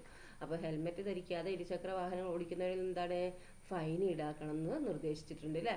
നിങ്ങൾ സ്കൂട്ടറിലും മറ്റും യാത്ര ചെയ്യുമ്പോൾ ഹെൽമെറ്റ് ധരിക്കാറുണ്ടോ? ധരിക്കാറില്ലെങ്കിൽ ധരിക്കണം കേട്ടോ. നമ്മൾ സ്കൂട്ടറിലൊക്കെ പോകുമ്പോൾ എന്താണ് ഹെൽമെറ്റ് ധരിച്ചേ പറ്റൂ കേട്ടോ. ഇരുചക്ര വാഹനത്തിൽ യാത്ര ചെയ്യുന്നവർ ഹെൽമെറ്റ് ധരിക്കേണ്ടതിൻ്റെ ആവശ്യകത എന്താണെന്നൊന്ന് പറയാൻ പറ്റും. നമുക്ക് ക്ലാസ്സിൽ ചർച്ച ചെയ്ത് ശാസ്ത്ര പുസ്തകത്തിൽ എഴുതാം. അപ്പോൾ നമുക്ക് ഹെൽമെറ്റ് ധരിക്കേണ്ടതിന് ആവശ്യം എന്താണ്? നമ്മളെ ശ്രദ്ധയോടുകൂടി വാഹനം ഓടിക്കണം. അഥവാ ഇനി പെട്ടെന്ന് വണ്ടിൻ്റെ മുന്നിൽ എന്തെങ്കിലും നായയോ അല്ലെങ്കിൽ അങ്ങനെ എന്തെങ്കിലും പൂച്ചയോ അങ്ങനത്തെ ഒക്കെ ഒന്ന് ചാടും അല്ലേ, നമ്മൾ പ്രതീക്ഷിക്കാതെ ആയിരിക്കും അതൊക്കെ അല്ലേ. അല്ലെങ്കിൽ ഓപ്പോസിറ്റായിട്ട് വേറൊരു വാഹനം വന്ന് ഇടിച്ചാലും എന്താണ് നമ്മളെ ബൈക്ക് അല്ലെങ്കിൽ നമ്മളെ ഇരുചക്ര വാഹനം എന്താണ് മറിയാൻ ചാൻസ് ഉണ്ട് അല്ലേ. അപ്പം മറിയുമ്പോൾ നമുക്കൊന്നും പറ്റാതിരിക്കാൻ വേണ്ടിയിട്ടാണ് നമ്മൾ തലക്കൊന്നും പറ്റാതിരിക്കാം. തലക്ക് പറ്റിയാലാണ് നമുക്ക് ഭയങ്കര പ്രശ്നം അല്ലേ. കാലോ കയ്യോ ഇതാക്കിയാൽ നമുക്ക് എന്താക്കാൻ പറ്റും, നമുക്ക് ശരിയാക്കാൻ പറ്റും. പക്ഷെ തലതായാലോ നമ്മൾ മരിച്ചു തന്നെ പോവും. അപ്പോൾ എന്താണ് നമ്മൾ ശ്രദ്ധിക്കുക, നമ്മളെ തലയോടിനൊന്നും സംഭവിക്കാതിരിക്കാൻ വേണ്ടിയിട്ടാണ് ഹെൽമെറ്റ് ധരിക്കുന്നത് കേട്ടോ. ഓക്കെ, ഇനി നോക്കിയാൽ നട്ടെല്ല് എന്ന് പറഞ്ഞാൽ എന്താണ്, ഭയങ്കരമാണ് അല്ലേ. നമ്മൾ നിവർന്ന് നിൽക്കാൻ തന്നെ ഉണ്ടാക്കുന്ന എന്താണ് നട്ടെല്ലാണ് അല്ലേ. നമ്മുടെ നട്ടെല്ല് എവിടെയാണ് കാണപ്പെടുന്നത്? നിങ്ങൾ സ്വയം പരിശോധിച്ച് നട്ടെല്ലിൻ്റെ സ്ഥാനം കണ്ടെത്തിയോ? എവിടെയാ? ഈ ചിത്രത്തിൽ നോക്കി, എവിടെ നട്ടെല്ല്? ഇതാണ് നട്ടെല്ല് അല്ലേ. ഇത് അല്ലേ, ഇവിടുന്ന് വരുന്നത് കണ്ടില്ലേ, ഇത്. ഓക്കെ, ഇതാണ് നട്ടെല്ല് വരുന്നത് അല്ലേ. ഓക്കെ, അപ്പോൾ ശരീരം നിവർന്നു നിൽക്കുന്നതിനും അണ്ടർലൈൻ ചെയ്തോ കേട്ടോ. ശരീരം നിവർന്നു നിൽക്കുന്നതിനും ചലിക്കുന്നതിനും സഹായിക്കുന്ന അസ്ഥികളുടെ ഒരു നിരയാണിത് നട്ടെല്ല് അല്ലേ. അപ്പോൾ എന്താണ്, ശരീരം നിവർന്നു നിൽക്കുന്നതിനും ചലിക്കുന്നതിനും സഹായിക്കുന്ന അസ്ഥികളുടെ ഒരു നിരയാണെന്ത് ഈ നട്ടെല്ല് എന്ന് പറയുന്നത് കേട്ടോ. ഓക്കെ, പിന്നെന്താ പറയുന്നത് നോക്കിയാൽ, നട്ടെല്ലിലെ അസ്ഥികളെ കശേരുക്കൾ എന്നാണ് പറയുന്നത് കേട്ടോ. നട്ടെല്ലിലെ അസ്ഥികൾ എന്താണ്, കശേരു എന്നാണ് പറയുന്നത്. ഓക്കെ, അണ്ടർലൈൻ ചെയ്യുക. 33 കശേരുക്കൾ ചേർന്നതാണിത് നട്ടെല്ല്. ഓക്കെ, അപ്പോൾ എന്താണ്, 33 കശേരുക്കൾ ചേർന്നതാണിത് നട്ടെല്ല് എന്ന് പറയുന്നത് കേട്ടോ. ഈ കശേരുക്കൾ എത്ര ക്രമമായിട്ടാണ് വിന്യസിച്ചിരിക്കുന്നത് എന്ന് ചിത്രം നിരീക്ഷിച്ച് മനസ്സിലാക്കുക. നാഡീവ്യൂഹത്തിന്റെ പ്രധാന ഭാഗമായ സുഷുമ്നാഡി കടന്നു പോകുന്നത് നട്ടെല്ലിനുള്ളിലൂടെയാണ് കേട്ടോ. എന്താണ്, നമ്മുടെ നാഡീവ്യൂഹത്തിന്റെ പ്രധാന ഭാഗം ഏതാണ്? സുഷുമ്നാഡിയാണ് അല്ലേ. അപ്പോൾ എന്താണ്, അത് കടന്നു പോകുന്നത് ഇതിലൂടെയാണ്, ഈ നട്ടെല്ലിലൂടെയാണ് കേട്ടോ. അതുകൊണ്ട് തന്നെ എന്താണ്, സുഷുമ്നാഡിയുടെ സംരക്ഷണ കവചം കൂടിയാണെന്ത് നട്ടെല്ല്. അപ്പോൾ എന്താണ്, മസ്തിഷ്കത്തിന്റെ സംരക്ഷണ കവചം ഏതാണ്? തലയോടാണ് അല്ലേ. അതുപോലെ എന്താണ്, സുഷുമ്നാഡിയുടെ സംരക്ഷണ കവചം എന്താണ്? നട്ടെല്ലാണ് കേട്ടോ. ഓക്കെ, പിന്നെ നട്ടെല്ലിന് കാര്യമായ ക്ഷതമേറ്റാൽ എന്താണ്, എഴുന്നേറ്റ് നടക്കാൻ പ്രയാസമാണ് കേട്ടോ. അപ്പോൾ നട്ടെല്ല് ശ്രദ്ധിക്കണം. നട്ടെല്ലിന് കാര്യമായ ക്ഷതമേറ്റാൽ എന്താ, നമുക്ക് നടക്കാൻ കഴിയില്ല, എഴുന്നേറ്റ് നടക്കാൻ കഴിയില്ല. അപ്പോൾ നമ്മളെന്താണ്, നട്ടെല്ലൊക്കെ ശ്രദ്ധയോട് കൂടി കണ്ടെടുക്കുക. ഇനി നോക്കിയേ, വാരിയല്ല്. ഇതാണ് വാരിയല്ല് കേട്ടോ. നോക്കത് നട്ടെല്ലാണ്, ഇത് മാറലാണ്, ഇത് വാരിയല്ലാണ് കേട്ടോ. ഓക്കെ, നോക്കൂ, വാരിയല്ലുകളുടെ സ്ഥാനം എവിടെയാണ്? സ്വയം സ്പർശിച്ചു മനസ്സിലാക്കൂ. മനുഷ്യ ശരീരത്തിൽ 12 ജോഡി വാരിയെല്ലുകളാണുള്ളത്. മനുഷ്യ ശരീരത്തിൽ എന്താണ്, 12 ജോഡി വാരിയെല്ലുകളാണ് ഉള്ളത്. അപ്പം മനുഷ്യ ശരീരത്തിൽ 12 ജോഡി വാരിയെല്ലുകളാണുള്ളത്. ഹൃദയം, ശ്വാസകോശം, ചില പ്രധാന രക്തക്കുഴലുകൾ എന്നിവയെ പൊതിഞ്ഞ് സംരക്ഷിക്കുന്നത് എന്താണ്, വാരിയെല്ലുകളാണ് കേട്ടോ. എന്താണ്, മനുഷ്യ ശരീരത്തിൽ 12 ജോഡി വാരിയെല്ലുകളാണുള്ളത്. ഹൃദയം, ശ്വാസകോശം, ചില പ്രധാന രക്തക്കുഴലുകൾ എന്നിവയെ പൊതിഞ്ഞ് സംരക്ഷിക്കുന്ന എന്താണ്, വാരിയെല്ലുകളാണ് കേട്ടോ. അപ്പോൾ മനുഷ്യ ശരീരത്തിൽ എത്ര വാരിയെല്ലുകളുണ്ട്? 12 ജോഡി വാരിയെല്ലുകൾ. ഹൃദയം, ശ്വാസകോശം, ചില പ്രധാന രക്തക്കുഴലുകൾ എന്നിവയെ പൊതിഞ്ഞ് സംരക്ഷിക്കുന്ന ആരാണ്? വാരിയെല്ലുകളാണ് കേട്ടോ. വാരിയെല്ലുകൾ പിന്നിൽ നട്ടെല്ലിനോടും മുന്നിൽ മാറലിനോടും ബന്ധിപ്പിച്ചിരിക്കുന്നു. എന്താണ്, വാരിയെല്ലുകൾ എന്താണ്, പിന്നിൽ നട്ടെല്ലിനോടും മുന്നിൽ മാറലിനോടും ബന്ധിപ്പിച്ചിരിക്കുന്നു. കണ്ടോ, ഇത് നട്ടെല്ലാണ്, ഇത് മാറല്. ഈ ബാക്കത്തത് എന്താണ്, ഇത് നട്ടെല്ല്. അപ്പൊ അതിനോട് ജോയിൻ ചെയ്തിരിക്കുകയാണെന്ത്, ഈ വാരിയെല്ല് കേട്ടോ. അപ്പൊ തലയോട്, നട്ടെല്ല്, വാരിയെല്ല് എന്നിവയെ കുറിച്ച് ചില കാര്യങ്ങൾ നിങ്ങളിപ്പം മനസ്സിലാക്കിയിട്ടുണ്ട് അല്ലേ. ഇനി താഴെ നൽകിയിരിക്കുന്ന ചോദ്യങ്ങൾക്ക് ഉത്തരം കണ്ടെത്തി പുസ്തകത്തിൽ എഴുതാനാണ് പറഞ്ഞത്. തലയോടിൽ എത്ര അസ്ഥികൾ കാണപ്പെടുന്നു? എത്രയാണ്? 22 അസ്ഥികൾ അല്ലേ. 22 അസ്ഥികൾ ചേർന്നതാണ് ഇത് തലയോട് കേട്ടോ. ഓക്കെ, അപ്പോൾ ഇവിടെ നിങ്ങൾ 22 അസ്ഥികൾ എഴുതുക കേട്ടോ. 22 അസ്ഥികൾ ചേർന്നതാണ് തലയോട്. ഇനി തലയോടിലെ അസ്ഥികളിൽ ചലിപ്പിക്കാൻ കഴിയുന്ന അസ്ഥി ഏതാണ്? നമ്മൾ ഇതിൽ പഠിപ്പിച്ചുന്നുണ്ട് അല്ലേ. എന്താണ് തലയോടിലെ അസ്ഥികളിൽ ചലിപ്പിക്കാൻ കഴിയുന്ന അസ്ഥി ഏതാണ്? എന്താണ്, താടിയല് അല്ലേ. എന്താണ്, ഒരസ്ഥി മാത്രമാണ് നമുക്ക് ചലിപ്പിക്കാൻ കഴിയുന്നത്. ഏതാണ് എന്ന്? ഏതാണ് കീഴ്താടിയല് അല്ലേ? എന്താണ്? കീഴ്താടിയല്ലാണ് കേട്ടോ. ഇനി നട്ടെല്ല് എത്ര കശേരുക്കൾ ചേർന്നതാണ്? എത്ര കശേരുക്കൾ ചേർന്നതാണ്? നമ്മൾ പഠിച്ചത് എത്രയാണ്? 33 അല്ലേ? അതാ 33 കശേരുക്കൾ ചേർന്നതാണ് എന്ത്? നട്ടെല്ല് അല്ലേ? ഓക്കെ. നെക്സ്റ്റ് ക്വസ്റ്റ്യൻ എന്താണ്? ഓരോന്നിനും ആൻസർ എഴുതുക കേട്ടോ. സുഷുമ്നാഡിയുടെ സംരക്ഷണ കവചം ഏതാണ്? ഇവിടെ പറഞ്ഞിട്ടുണ്ട് അല്ലേ? സുഷുമ്നാഡിയുടെ സംരക്ഷണ കവചം ഏതാണ്? എന്താണ് സുഷുമ്നാഡിയുടെ സംരക്ഷണ കവചം? സുഷുമ്നാഡിയുടെ സംരക്ഷണ കവചം ഏതാണ്? നട്ടെല്ല് അല്ലേ? നട്ടെല്ല് എന്ന് എഴുതുക കേട്ടോ. ഓക്കെ. നെക്സ്റ്റ് നോക്കൂ. നട്ടെല്ലിന്റെ പ്രധാന ധർമ്മം എന്താണ്? എന്താണ് പ്രധാന ധർമ്മം? നിവർന്നു നിൽക്കുക എന്നുള്ളതാണ് അല്ലേ? പിന്നെ പല കാര്യങ്ങളും ഉണ്ട് അല്ലേ? ഇവിടെ പറയുന്നുണ്ട്. എന്തൊക്കെയാണ് ഇവിടെ പറയുന്നത്? ഈ നിവർന്നു നിൽക്കുക എന്നാണ് എന്ത്? പ്രധാന ധർമ്മം. പിന്നെ ഈ സുഷുമ്നാഡിയെ എന്താണ് സംരക്ഷിക്കുന്നത്? നട്ടെല്ലാണ്. പിന്നെ എന്താ പറയുന്നത്? ഈ നട്ടെല്ലിലൂടെയാണ് എന്ത്? സുഷുമ്നാഡി കടന്നു പോകുന്നത്. പിന്നെ നമുക്ക് എങ്ങനെ പറയാ? ശരീരത്തിൽ താങ്ങും ആകൃതിയും നൽകുക, ശരീരത്തെ നിവർന്നു നിൽക്കാൻ സഹായിക്കുന്ന പ്രധാന താങ്ങ് എന്താണ്? നട്ടെല്ലാണ്. പിന്നെന്താണ്? ഈ തലച്ചോറിൽ നിന്ന് ശരീരത്തിലെ വിവിധ ഭാഗങ്ങളിലേക്ക് നാഡീ സന്ദേശങ്ങൾ എത്തിക്കുന്ന സുഷുമ്ന എന്ന പ്രധാന നാഡീവ്യൂഹത്തെ കട്ടിപ്പുകൾ അസ്ഥികൾ കൊണ്ട് പൊതിഞ്ഞ് സംരക്ഷിക്കുന്ന നട്ടെല്ലാണ്. പിന്നെ ചലന സ്വാതന്ത്ര്യം അല്ലെ? കുനിയാനും നിവരാനും വശങ്ങളിലേക്ക് തിരിയാനും എല്ലാം ശരീരത്തെ സഹായിക്കുന്നത് എന്താണ്? ഈ നട്ടെല്ലിലെ അസ്ഥികളുടെ അയവുള്ള ആ ഘടനയാണ് അല്ലേ? പിന്നെ നടക്കുമ്പോഴും നിൽക്കുമ്പോഴും ശരീരത്തിന്റെ മുകൾ ഭാഗത്തെ ഭാരം താഴേക്ക് തുല്യമായി പങ്കുവെക്കാൻ നട്ടെല്ല് സഹായിക്കുന്നു. നട്ടെല്ലിലെ അസ്ഥികൾക്കിടയിലുള്ള ഡിസ്കുകൾ നമ്മൾ ചാടുമ്പോഴും ഓടുമ്പോഴും ഉണ്ടാകുന്ന ആഘാതങ്ങളെ ആഗിരണം ചെയ്യുന്നു. അപ്പം ഇതിൽ മെയ് പറയുന്നത് എന്താണ്? നിവർന്നു നിൽക്കാൻ സഹായിക്കുകയും പിന്നെ എന്താണ്? സുഷുമ്നാഡിയുടെ സംരക്ഷണ കവചം ആണ് നട്ടെല്ലും പറയുക കേട്ടോ. ഓക്കെ. നെക്സ്റ്റ് എന്താണ്? ഹൃദയം, ശ്വാസകോശം എന്നിവയെ പൊതിഞ്ഞ് സംരക്ഷിക്കുന്ന അസ്ഥി ഏതാണ്? ഏതാണ്? ഹൃദയം, ശ്വാസകോശത്തിനെയൊക്കെ ഇതാക്കുന്നത് വാരിയല്ലാണ് അല്ലേ? അതായത് ഹൃദയം, ശ്വാസകോശം ചില പ്രധാന പൊതിഞ്ഞ് സംരക്ഷിക്കുന്ന ആരാണ്? വാരിയല്ല് അല്ലേ? അപ്പോൾ വാരിയല്ല് എന്ന് എഴുതേ. നെക്സ്റ്റ് എന്താണ്? തലയോടിനാൽ പൊതിഞ്ഞ് സംരക്ഷിക്കപ്പെട്ടുള്ള പ്രധാന അവയവങ്ങൾ ഏതൊക്കെയാണ്? തലയോടിനാൽ സംരക്ഷിക്കപ്പെട്ടിട്ടുള്ളത് അല്ലേ? അപ്പോൾ എന്താണ്? ഇവിടെ പറയുന്നുണ്ട്. തലയോടിനാൽ സംരക്ഷിക്കപ്പെട്ട ഏതൊക്കെയാണ്? നോക്കൂ. കണ്ണ്, ചെവി, മൂക്ക്, നാക്ക്, ഇതിലൊക്കെ എന്താണ്? എന്നീ ഇന്ദ്രിയങ്ങളൊക്കെ എന്താണ്? സംരക്ഷണം നൽകുന്നത് തലയോടാണ്. പിന്നെ എന്താണ്? മസ്തിഷ്കവും അല്ലേ? അത് എഴുതാം നമുക്ക്. ഇനിയിപ്പോൾ നമ്മൾ വാരിയല്ല്, നട്ടെല്ല്, പിന്നെന്താണ്? തലയോട്, പിന്നെന്താ? പിന്നെന്തൊക്കെയാ പഠിച്ചത്? വാരിയല്ല്, നട്ടെല്ല്, തലയോട്, ഇതൊക്കെ പറഞ്ഞല്ലേ? ഇത് കൂടാതെ വേറെ എല്ലുകളില്ലേ നമ്മുടെ ശരീരത്തിൽ അല്ലേ? ഈ അസ്ഥികൾ കൂടാതെ ശരീരത്തിലെ മറ്റു ഭാഗങ്ങളിലും എന്താണ്? അസ്ഥികളില്ലേ അല്ലേ? അവ ഏതൊക്കെയാണ് നമുക്ക് നോക്കാം. എന്താ? കൈകാലുകളിലെ അസ്ഥികൾ അല്ലേ? നോക്കിയാൽ കൈയിൻ്റെ അസ്ഥി അല്ലേ? കൈകളിലെ അസ്ഥികളാണിത് അല്ലേ? നോക്കൂ. മനുഷ്യ ശരീരത്തിലെ ഓരോ കൈയിലും എത്ര അസ്ഥികളുണ്ട്? മനുഷ്യന്റെ കയ്യിലെ അസ്ഥികളുടെ ചിത്രം നിരീക്ഷിക്കുക. മനുഷ്യന്റെ ഓരോ കയ്യിലും എത്ര അസ്ഥികളുണ്ട്? 32 അസ്ഥികളുണ്ട് കേട്ടോ. എത്ര അസ്ഥികളാണ്? 32 അസ്ഥികളാണ് മനുഷ്യന്റെ ഓരോ കയ്യിലും ഉള്ളത്. 2 കാലിൽ നിൽക്കുവാനുള്ള കഴിവ് മനുഷ്യർക്കുണ്ടല്ലോ. ഉണ്ട് അല്ലേ? കൈകളിലെ അസ്ഥികളെ അപേക്ഷിച്ച് കാലിലെ അസ്ഥികൾ കൂടുതൽ ബലമുള്ളതാണ് കേട്ടോ. കൈക്ക് കാലിനും അസ്ഥികൾക്ക് ബലമുണ്ട്. എന്നാലും കൈയിനെ അപേക്ഷിച്ച് കാലിനാണ് എന്ത്? അസ്ഥികൾ കൂടുതൽ ബലമുള്ളത്. ഇത് എന്തുകൊണ്ടായിരിക്കാം? നമുക്ക് നിവർന്ന് നിൽക്കാനും അതുപോലെ നടക്കാനും ഒക്കെ എന്താണ്? നമ്മളെ വെയിറ്റ് ഒക്കെ താങ്ങുന്ന ആരാ? കാലിൻ്റെ അതല്ലേ? കൈയല്ലല്ലോ താങ്ങുന്നത്, നമ്മളെ കാലാണ് താങ്ങുന്നത് അല്ലേ? കാലിൻ്റെ അസ്ഥികളാണെന്ത്? നമ്മളെ ശരീരത്തിൻ്റെ ഭാരം താങ്ങുന്നത് അല്ലേ? അപ്പോൾ അതുകൊണ്ടാണ് എന്ത്? കാലിലെ അസ്ഥികൾ കൂടുതൽ ബലമുള്ളത് അല്ലേ? നിങ്ങളുടെ അഭിപ്രായത്തിൽ എന്താണ്? നോക്കൂ. നിങ്ങളുടെ നിഗമനം ക്ലാസ്സിൽ പങ്കുവയ്ക്കുക കേട്ടോ. മനുഷ്യ ശരീരത്തിൽ ഒരു കാലിൽ എത്ര? 31 അസ്ഥികളുണ്ട് കേട്ടോ. മനുഷ്യന്റെ ശരീരത്തിൽ എന്താണ്? ഒരു കാലിൽ 31 അസ്ഥികളുണ്ട്. കയ്യിലാണെങ്കിൽ 32 അസ്ഥികളും കാലിലാണെങ്കിലോ 31 അസ്ഥികളുമാണ് ഉള്ളത് കേട്ടോ. കാലിലാണ് 31, കയ്യിൽ 32 അസ്ഥികളും.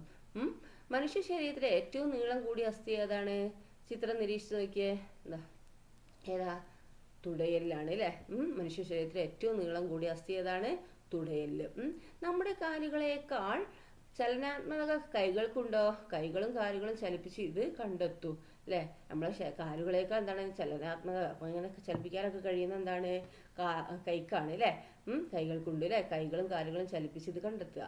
ഓരോ സ്കൂൾ ലബോറട്ടറിയിലുമുള്ള അസ്ഥികൂടം നിരീക്ഷിച്ച് ശരീരത്തിന്റെ ഓരോ ഭാഗത്തും കാണുന്ന അസ്ഥികളെ തിരിച്ചറിയുക. അസ്ഥികളും അവയുടെ പ്രത്യേകതകളും മനസ്സിലാക്കുക കേട്ടോ. ഓക്കെ. ജനന സമയത്ത് നമ്മുടെ ശരീരത്തിൽ ഏകദേശം 300 അസ്ഥികളാണ് ഉണ്ടാവുക. അപ്പൊ എന്താണ്, ജനിക്കുന്ന സമയത്ത് ചെറിയ മക്കളൊക്കെ ആ ടൈമിൽ 300 അസ്ഥികളാണ് ആ ചെറിയ കുട്ടികളെ ഇതിൽ ഉണ്ടാവുക ജനിച്ച സമയത്ത്. പിന്നെ പ്രായപൂർത്തിയാകുന്നതോടെ ഇതിൽ പലതും എന്താണ് യോജിച്ച് എന്താണ് 206 ആയി കുറയുന്നു അല്ലെ. ഈ 300 എന്താണ് ചിലതൊക്കെ യോജിച്ച് എന്താണ് നമ്മള് 206 ആയി മാറുന്നു അല്ലെ. അപ്പം മനുഷ്യ ശരീരത്തിൽ ആകെ ഒരു പ്രായപൂർത്തിയായ ആളെ മനുഷ്യ ശരീരത്തിൽ 206 അസ്ഥികളുണ്ട് കേട്ടോ. മനുഷ്യ ശരീരത്തിലെ ഓരോ ഭാഗത്തും കാണുന്ന അസ്ഥികളുടെ എണ്ണം പട്ടികപ്പെടുത്തുക. മനുഷ്യ ശരീരത്തിലെ ഓരോ ഭാഗത്തും കാണുന്ന അസ്ഥികളുടെ എണ്ണം പട്ടികപ്പെടുത്താനാ. മനുഷ്യ ശരീരത്തിലെ ആകെ അസ്ഥികളുടെ എണ്ണം എത്രയാണ്? 206 കേട്ടോ. ഓക്കെ, 206. ദെൻ നോക്കൂ, ശരീരഭാഗം നട്ടല് അസ്ഥികളുടെ എണ്ണം എത്രയാ? 33. മാറല്ല, നട്ടലിന് അസ്ഥികളുടെ എണ്ണം 33. 2 കയ്യിലായിട്ടോ, ഒന്നിന് 32 അല്ലേ? 32 എത്ര ടോട്ടൽ ചെയ്യാം നമുക്ക്. അപ്പൊ കയ്യിൽ 32 അല്ലേ, ഒരു കയ്യിൽ 32, മറ്റേ കയ്യിൽ എന്താണ് 32. അപ്പൊ 32 + 32 എത്രയാ? 64 അല്ലേ. ഇനി കാലിൻ്റെതാ 31 അല്ലേ. അപ്പൊ ഇവിടെ എന്താക്കുക, രണ്ട് കയ്യിലും എന്താ 32 + 32 64 എഴുതുക. രണ്ട് കാലിലും എത്രയാണ്? 31 + 31 എത്രയാ? 62 എഴുതുക അല്ലെ. ഇനി മാറൽ 1 അല്ലേ. ഇനി അതുപോലെ വാരിയലും തലയോട്ടിയും ഒക്കെ എത്ര എന്തുണ്ട്? വാരിയല് 12 ജോഡി അല്ലേ. അപ്പൊ 12 + 12 24 അല്ലേ. ഇനി എന്താണ്, അപ്പൊ നമുക്ക് രണ്ട് കയ്യിലും എന്താണ് 32 + 32 64, രണ്ട് കാലിലും 31 + 31 62. ഈ മാറൽ 1. അതുപോലെ വാരിയൽ എത്രയാണ്? 12 ഒരു എന്താണ് ജോഡിയല്ലേ. അപ്പം വാരിയല് 12 + 12 എത്രയാണ്? 24 അല്ലേ. ഇനി തലയോട്ടിയിലോ 22 എണ്ണം അല്ലേ. എന്നിട്ട് എല്ലാം കൂടി ഒന്ന് കൂട്ടി വയ്ക്കുക. എത്രയാണ്? നോക്കൂ, 33, 64, 62 + 1 + 24 + 22 എത്രയാണ്? 206. കൂട്ടി നോക്കുക കേട്ടോ. അപ്പൊ 206 ആണ് എന്ത് അസ്ഥികളാണിത് നമ്മുടെ ശരീരത്തിലുള്ളത് കേട്ടോ. ഓക്കെ, നെക്സ്റ്റ് ക്വസ്റ്റ്യൻ നോക്കൂ. എന്താ മക്കളെ, അസ്ഥികൂടത്തെ പറ്റി കൂടുതൽ മനസ്സിലാക്കിയല്ലോ ഇപ്പൊ നിങ്ങളല്ലേ. അസ്ഥികൾ രക്താണുക്കളുടെ ഉൽപാദനവും ലവണങ്ങളുടെ സംഭരണവും നിർവഹിക്കുന്നുണ്ട് കേട്ടോ. എന്താണ്, അസ്ഥികൾ വെറുതെ കിടക്കുകയല്ല അസ്ഥികളിലെ. എന്താണ്, രക്താണുക്കളുടെ ഉൽപാദനത്തിലും ലവണങ്ങളുടെ സംഭരണവും നിർവഹിക്കുന്നുണ്ട് അല്ലെ. അസ്ഥികളുടെ ധർമ്മങ്ങൾ ക്രോഡീകരിച്ച് എന്താണ് നിങ്ങൾ പുസ്തകത്തിൽ എഴുതുക. അസ്ഥികൂടം എന്താണ്, ശരീരത്തിന് ആകൃതി നൽകുന്നു അല്ലെ. പിന്നെ ഞാൻ നേരത്തെ പറഞ്ഞില്ലേ എന്താണ്, നിവർന്നു നിൽക്കാൻ സഹായിക്കുന്നു. പിന്നെന്താണ്, സുഷ്മനാഡീന്റെ എന്താണ് ശരീരത്തിൽ താങ്ങും ആകൃതി നൽകുന്നുണ്ട് അല്ലെ. പിന്നെയോ സംരക്ഷണം നൽകുന്നുണ്ട്. അസ്ഥികൾക്ക് എന്താണ്, ശരീരത്തിലെ മൃദുവായതും പ്രധാനപ്പെട്ടതുമായ അവയവങ്ങൾക്ക് എന്താണ് അസ്ഥികൾ സംരക്ഷണം നൽകുന്നുണ്ട് അല്ലെ. എന്താണ്, തലയോട്ടി മസ്തിഷ്കത്തെ സംരക്ഷിക്കുന്നു. പിന്നെ എന്താണ്, വാരിയല്ലുകൾ ഏതാണ്, ഹൃദയം, ശ്വാസകോശം എന്നിവയെ സംരക്ഷിക്കുന്നു. കശേരുകൾ സുഷുമ്ന നാഡിയെ സംരക്ഷിക്കുന്നു അല്ലെ. പിന്നെ ചലിപ്പിക്കാൻ കഴിയുന്നില്ലേ ചലനം, പേശികളും അതൊക്കെ എഴുതുക കേട്ടോ. എന്താണ്, ശരീരഭാഗങ്ങൾ ചലിപ്പിക്കാൻ അസ്ഥികൾ സഹായിക്കുന്നു. പിന്നെന്താണ്, നിങ്ങളിതിൽ ഏതെങ്കിലും ഒരു 4 എഴുതിയാൽ മതിട്ടോ ഞാൻ പറഞ്ഞതിൽ. പിന്നെ രക്തകോശങ്ങളുടെ ഉൽപാദനം നടത്തുന്നുണ്ടെന്ന് പറഞ്ഞില്ല. അസ്ഥികളുടെ ഉള്ളിൽ എന്താണ്, ചുവന്ന അസ്ഥിമജ്ജയിൽ എന്താണ് വെച്ചാണ് എന്ത് രക്തകോശങ്ങൾ ഉൽപ്പാദിക്കപ്പെടുന്നു കേട്ടോ. പിന്നെ ധാതുക്കളുടെ സംഭരണം ഉണ്ട് അല്ലെ. ഇവിടെ പറയുന്നുണ്ട് ലവണങ്ങളുടെ സംഭരണം അല്ലെ. അത് നിർവഹിക്കുന്നുണ്ട്. ഇത് അവിടെ ഉണ്ടല്ലോ, രക്താണുക്കളുടെ ഉൽപാദനം നടത്തുന്നുണ്ട് അസ്ഥികൾ. പിന്നെന്താണ്, ലവണങ്ങളുടെ സംഭരണം നടത്തുന്നുണ്ട്.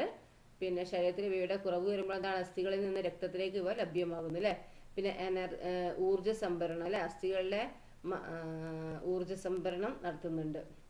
ഇതൊക്കെയാണ് കേട്ടോ. ദെൻ ഇനി എന്താണ്, തരുണാസ്ഥികൾ എന്താണ്, കാർട്ടിലേജസ്. എന്താണ് കാർട്ടിലേജസ് എന്ന് പറഞ്ഞാല് തരുണാസ്ഥികൾ അല്ലെ. നിങ്ങളുടെ ചെവി, മൂക്ക് എന്നീ ഭാഗങ്ങൾ പരിശോധിച്ച് നിങ്ങൾ ചെവിയും തൊട്ടുവയ്ക്കേ, മൂക്കും തൊട്ടുവയ്ക്കേ. ഇവയ്ക്ക് കൈകാലുകളിലെ അസ്ഥികളെ പോലെ ബലം തോന്നുന്നുണ്ടോ? ഇല്ല അല്ലെ. ഇവ പിടിച്ച് വളയ്ക്കാൻ സാധിക്കുന്നില്ല. ചെവിക്കൊക്കെ എന്താണ് നുള്ളു കിട്ടിയില്ല നിങ്ങൾക്ക് സാറുമാരോടും അതുപോലെ ടീച്ചേഴ്സിനോടൊക്കെ കിട്ടിയിട്ടുണ്ടോ? അപ്പൊ നിങ്ങൾ നോക്ക്, ഉമ്മനോടൊക്കെ കിട്ടിയിട്ടുണ്ടാവും ചിലപ്പോൾ, അമ്മേനോടൊക്കെ. അപ്പൊ ഇതൊന്ന് പിടിച്ച് വളയ്ക്കാൻ ശ്രമിക്കുന്നില്ലേ? വളച്ചാൽ അങ്ങനെ വളയ്ക്കാൻ സാധിക്കുന്നില്ലേ? ഉണ്ട് അല്ലെ. എന്തുകൊണ്ടായിരിക്കും ഇങ്ങനെ സാധിക്കുന്നത്? അപ്പം മറ്റേ നമ്മളെ കയ്യിലൊക്കെ തിരിച്ചാൽ എന്താ, കൈ പൊട്ടിപ്പോകൂല്ലേ. അപ്പൊ ചെവിയിലൊന്നും തിരിച്ചാൽ പ്രശ്നമല്ല അല്ലെ. എന്തുകൊണ്ടാണ് അതിന് അങ്ങനെ സാധിക്കുന്നത്? ഏത് തരം അസ്ഥിയാണ് അവിടെയുള്ളത്? നമുക്ക് നോക്കാം അല്ലെ. എന്താണ്? അസ്ഥികളെ പോലെ തന്നെ ശരീരത്തിന് താങ്ങും ബലവും നൽകുന്ന വളരെയധികം വഴക്കമുള്ള ഭാഗങ്ങളാണ് എന്ത്? തരുണാസ്ഥികൾ എന്ന് പറയുന്നത് കേട്ടോ. എന്താണ്? ഈ അസ്ഥികളെ പോലെ തന്നെ എന്താണ്? ശരീരത്തിന് താങ്ങും ബലവും നൽകുന്ന വളരെയധികം വഴക്കമുള്ള ഭാഗങ്ങളാണ് എന്ത്? തരുണാസ്ഥികൾ കേട്ടോ. അണ്ടർലൈൻ ചെയ്യട്ടോ. ഇവിടം മുതൽ ഇവിടം വരെ അണ്ടർലൈൻ ചെയ്യുക. ഇവ എല്ലുകളേക്കാൾ മൃദുവാണ് കേട്ടോ. അപ്പൊ തരുണാസ്ഥികൾ എന്താണ്? എല്ലുകളേക്കാൾ മൃദുവാണ്. മനുഷ്യ ശരീരത്തിലും മറ്റു ജന്തു ശരീരങ്ങളും എന്താണ് ഇത് കാണപ്പെടുന്നുണ്ട്. ഈ തരുണാസ്ഥികൾ എന്താണ്? മനുഷ്യ ശരീരത്തിലും ഉണ്ട്, മറ്റു ജന്തു ശരീരങ്ങളും എന്താണ് ഈ തരുണാസ്ഥികളുണ്ട് അല്ലെ. പ്രധാനമായും എന്താണ് ഈ തരുണാസ്ഥികൾ എവിടൊക്കെയാ ഉള്ളത്?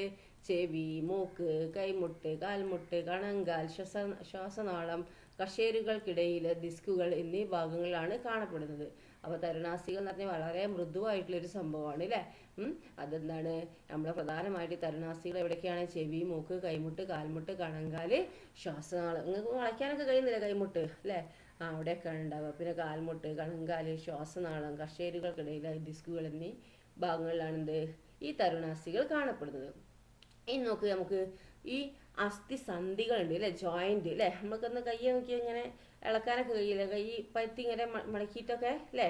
നമ്മുടെ കൈകാലുകളിലും വിരലുകളും അനായാസം മടക്കാനും നിവർത്താനും കഴിയുന്നില്ലേ? എങ്ങനെയാണ് ഇതിന് സാധ്യമാവുന്നത് നോക്കാം. മനുഷ്യന്റെ കൈപ്പത്തിയിലെ അസ്ഥികളുടെ ചിത്രം 1. ഇത് മനുഷ്യന്റെ കൈപ്പത്തിയിലെ എന്താണ് അസ്ഥികളുടെ ചിത്രമാണിത്, ചിത്രം 1. ഇനി രണ്ടാമത്തെ എന്താണ്? കാർഡ്ബോർഡിൽ തയ്യാറാക്കി അതിന്റെ മാതൃകയാണിത് രണ്ടാമത്തത്. ഓക്കെ. അപ്പൊ നോക്കിയേ, ചിത്രങ്ങൾ സൂക്ഷ്മമായി നിരീക്ഷിച്ച് കൈപ്പത്തിയുടെ ചലനവുമായി ബന്ധപ്പെടുത്തി 2 ചിത്രങ്ങളും തമ്മിലുള്ള വ്യത്യാസം കണ്ടെത്തൂ. നോക്കൂ, ഇവിടെ എന്താണ്? ഒരു ജോയിന്റ് ഉണ്ട് അല്ലേ. ഇവിടെ ഒരു ജോയിന്റ് ഉണ്ട് അല്ലേ. ചിത്രം 2ലോ ആ ജോയിന്റ് ഇല്ല. ഉണ്ടോ? ഇത് ഇങ്ങനെ മടക്കിയായി കാർഡ്ബോർഡ് മടക്കിയാൽ അതങ്ങോട്ട് മടങ്ങി പോവുള്ളൂ അല്ലേ. പക്ഷെ ഇവിടെ എന്താ? മടക്കിയാൽ എന്താണ് അവിടെ ഒരു ഇങ്ങനെ ഇളക്കാനൊക്കെ പറ്റില്ല, ജോയിന്റ് വരും. നമ്മുടെ കൈപ്പത്തി രണ്ടാമത്തെ ചിത്രത്തിലേതുപോലെ ആയിരുന്നെങ്കിലോ? ഈ പ്രവർത്തനം ചെയ്തു നോക്കൂ. വയറിങ്ങിന് ഉപയോഗിക്കുന്ന വണ്ണം കുറഞ്ഞ പൈപ്പ് ചിത്രം 3 കാണുന്ന പോലെ കൈവിരലുകൾ ധരിക്കുക. നമ്മൾ മടക്കാൻ കഴിയോ? ഇല്ല അല്ലേ. ആ കൈ ഉപയോഗിച്ച് പേന എടുത്ത് ഒന്ന് പുസ്തകത്തിൽ എഴുതാൻ ശ്രമിക്കൂ. ഈ കൈ വെച്ചിട്ട് എന്താണ് നമുക്ക് മടക്കാനൊന്നും കഴിയില്ല, പൈപ്പ് വെച്ചുകൊണ്ട് അല്ലേ. അപ്പൊ എന്നിട്ട് പേന വെച്ച് നമുക്ക് എഴുതാൻ കഴിയോ? ഇല്ല അല്ലേ. നമുക്ക് ഭയങ്കര പ്രയാസം ഉണ്ടാവും അല്ലേ. നമ്മുടെ അസ്ഥികളെ ചലിപ്പിക്കാൻ കഴിയുന്ന അസ്ഥിസന്ധികൾ ഉള്ളത് കൊണ്ടാണ് അല്ലേ. അപ്പൊ നമ്മളെ ഈ വിരലിൽ നോക്കി എവിടെയൊക്കെ എന്താണ് അസ്ഥിസന്ധികൾ ഉണ്ട് അല്ലേ. ഇവിടെ ജോയിന്റ് കണ്ടോ? അതൊക്കെ എന്താണ് നമുക്ക് മടക്കാനും ഇതാക്കാനൊക്കെ നമ്മളെ സഹായിക്കുക. പെന്ന് പിടിക്കാനാണെങ്കിലും ഒക്കെ എന്താണ് ആ സന്ധികളാണ് നമ്മളെ സഹായിക്കുന്നത് അല്ലേ. അസ്ഥിസന്ധി എന്താണ്? 2 അതിലധികമോ അസ്ഥികൾ ചേരുന്ന ഭാഗത്തെ അസ്ഥിസന്ധി എന്ന് പറയുന്നു കേട്ടോ. എന്താണ്? 2 അതിലധികമോ അസ്ഥികൾ ചേരുന്ന ഭാഗത്തെ എന്താണ് അസ്ഥിസന്ധി എന്ന് പറയുന്നു. നമ്മുടെ ശരീരത്തിൽ വിവിധ തരം അസ്ഥിസന്ധികളുണ്ട്. എന്താണ്? നമ്മുടെ ശരീരത്തിൽ എന്താണ് വിവിധ തരം അസ്ഥിസന്ധികളുണ്ട് അല്ലെ. അസ്ഥിസന്ധികൾ ചലിപ്പിക്കാൻ കഴിയുന്നവയും കഴിയാത്തവയും ഉണ്ട്. അപ്പൊ എന്താണ് അസ്ഥിസന്ധികൾ എന്താണ്? ചലിപ്പിക്കാൻ കഴിയുന്നവയും കഴിയാത്തവയും ഉണ്ട് കേട്ടോ. ഇനി വിജാഗിരി സന്ധി, ഹിഞ്ച് ജോയിന്റ്. കതക്, ജനൽ എന്നിവയിലെ വിജാഗിരി പോലെ കൈമുട്ടിലെയും കാൽമുട്ടിലെയും അസ്ഥികൾ ഒരു വശത്തേക്ക് മാത്രമേ ചലിപ്പിക്കാൻ സാധിക്കുകയുള്ളൂ അല്ലെ.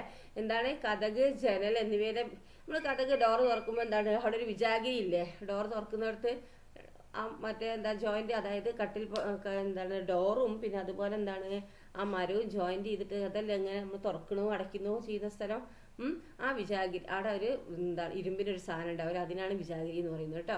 അപ്പോൾ ആ വിജാഗിരി പോലെ എന്താണ് കൈമുട്ടിലെയും കാൽമുട്ടിലെയും അസ്ഥികൾ ഒരു വശത്തേക്ക് മാത്രമേ ചലിപ്പിക്കാൻ അവിടെ സാധിക്കുള്ളൂ കേട്ടോ. കൈമുട്ടിനും കാൽമുട്ടിനും കാണപ്പെടുന്ന ഇത്തരം സന്ധികളാണ് എന്ത്? വിജാഗിരി സന്ധികൾ. ഇതിന് പറയുന്ന പേരെന്താണ്? വിജാഗിരി സന്ധികൾ എന്നാണ് പറയുന്നത് കേട്ടോ. ഇത് ഓക്കെ, ഇത് വിജാഗിരി സന്ധി എന്നാണ് ഇതിന് പറയുക കേട്ടോ. ഇത് വിജാഗിരി സന്ധി കണ്ടോ. അപ്പോൾ കൈമുട്ടിലും കാൽമുട്ടിലും കാണപ്പെടുന്ന ഇത്തരം സന്ധികളാണ് എന്ത്? വിജാഗിരി സന്ധികൾ. ഓക്കെ. ഈ പട്ടിക പൂർത്തീകരിച്ച് വിജാഗിരി സന്ധി കാണപ്പെടുന്ന ഭാഗങ്ങളും അതിൻ്റെ പ്രത്യേകതകളും ചർച്ച ചെയ്ത് ശാസ്ത്ര പുസ്തകത്തിൽ എഴുതാനാണ് പറഞ്ഞിരിക്കുന്നത്. ഓക്കെ. അപ്പോൾ എന്താണ്? പട്ടിക പൂർത്തീകരിച്ച് വിജാഗിരി സന്ധി കാണപ്പെടുന്ന ഭാഗങ്ങളും അതിൻ്റെ പ്രത്യേകതകളും എന്താണ് ചർച്ച ചെയ്ത് ശാസ്ത്ര പുസ്തകത്തിൽ രേഖപ്പെടുത്തുക. സന്ധി വിജാഗിരി സന്ധിയാണ് കേട്ടോ. അപ്പൊ ശരീരഭാഗം ഏതാണ് വിജാഗിരി സന്ധി ഉള്ളത്? അതാ കൈമുട്ടിലും കാൽമുട്ടിലും അല്ലേ. പിന്നെന്താണ് പ്രത്യേകത? എന്താ? വിജാഗിരി പോലെ ഒരു ഭാഗത്തേക്ക് മാത്രം ചലിപ്പിക്കാൻ കഴിയുന്നു. ഓക്കെ. അപ്പൊ നമുക്ക് വിജാഗിരി സന്ധിയുടെ ഒരു മാതൃക ഉണ്ടാക്കാനാണ് പറഞ്ഞിരിക്കുന്നത്. എങ്ങനെ ഉണ്ടാക്കുക നോക്കിയാൽ ഇവ നിർമ്മിക്കാനായി ഗ്രൂപ്പ് തിരിഞ്ഞ് പ്രവർത്തനങ്ങൾ ചെയ്യാം. താഴെ കൊടുത്ത ചിത്രങ്ങളും വിവരണങ്ങളും ഉപയോഗിക്കുക.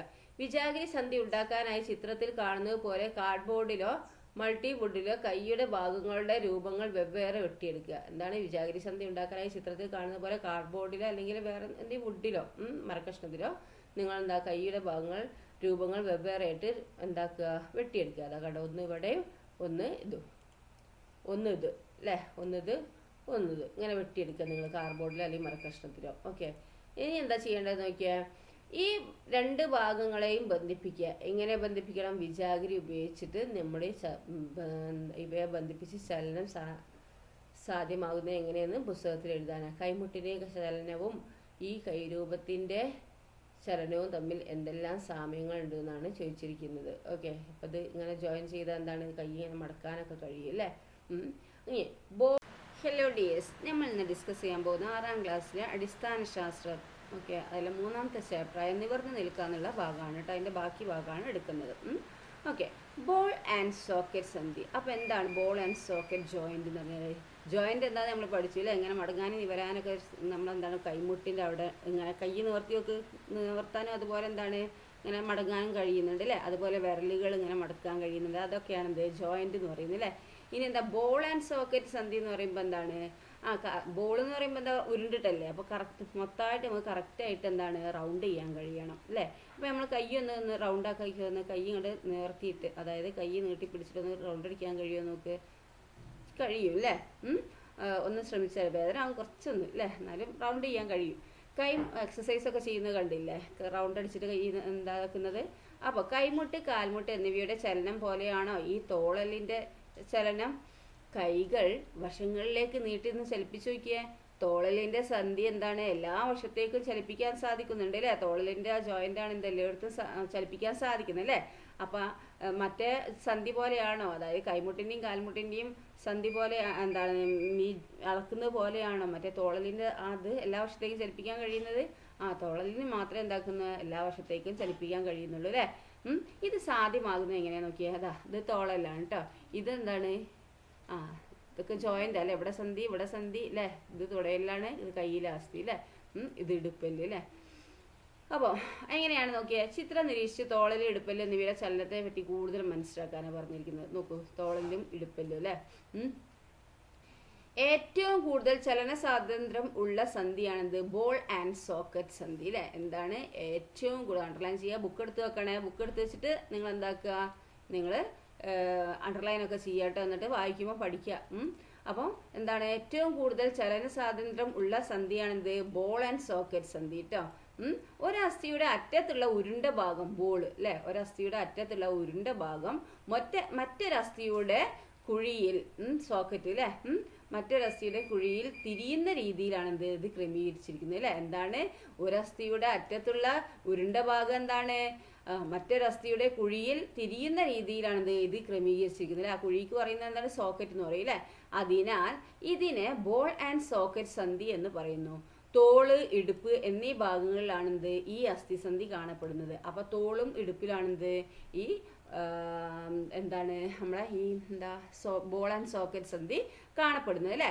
നമ്മുടെ ശരീരത്തിൽ ബോൾ ആൻഡ് സോക്കറ്റ് സന്ധി കാണപ്പെടുന്ന ഭാഗങ്ങൾ കണ്ടെത്തി പട്ടിക പൂർത്തിയാക്കി ശാസ്ത്ര പുസ്തകത്തിൽ എഴുതാനാണ് പറഞ്ഞിരിക്കുന്നത്. നോക്കൂ, ഈ സന്ധി ഏതാണ്? ബോൾ ആൻഡ് സോക്കറ്റ് സന്ധി എവിടേക്കാണ് ശരീരഭാഗത്ത്?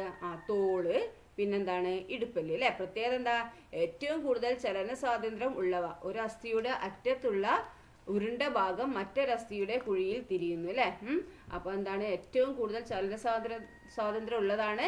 ഒരസ്ഥിയുടെ അറ്റത്തുള്ള ആ ഉരുണ്ട ഭാഗം എന്താണ്? മറ്റൊരസ്ഥിയുടെ കുഴിയിൽ തിരിയുന്നു അല്ലേ. അപ്പം നോക്കിയേ, ഈ ചിത്രത്തിൽ അല്ലേ, ഇതെന്താണ്? ആ ഉരുണ്ട ഭാഗം എന്താണ്? ഈ കുഴിയിൽ ഇങ്ങനെ തിരിയാണ് ചെയ്യുന്നത് അല്ലേ.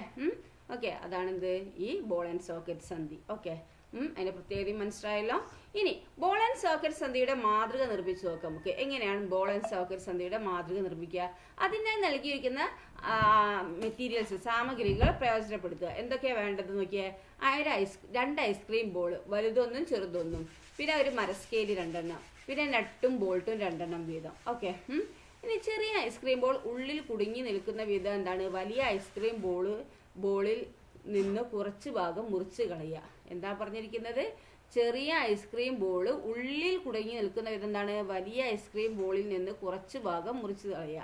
2 ഐസ്ക്രീം ബോളുകൾ എന്താണ് ചിത്രത്തിൽ കാണുന്നത് പോലെ മര സ്കെയിലുകളിൽ നട്ടും ബോൾട്ടും ഉപയോഗിച്ച് ഉറപ്പിക്കുക. അങ്ങനെ ഓക്കെ, 2 കണ്ടോ ഇങ്ങനെ. ആദ്യം എന്താണ് ചെറിയ ഇങ്ങനെ നട്ടും ബോൾട്ടും ഒളിപ്പിക്കുക, എന്താണ് ഉപയോഗിച്ച് ഉറപ്പിക്കുക.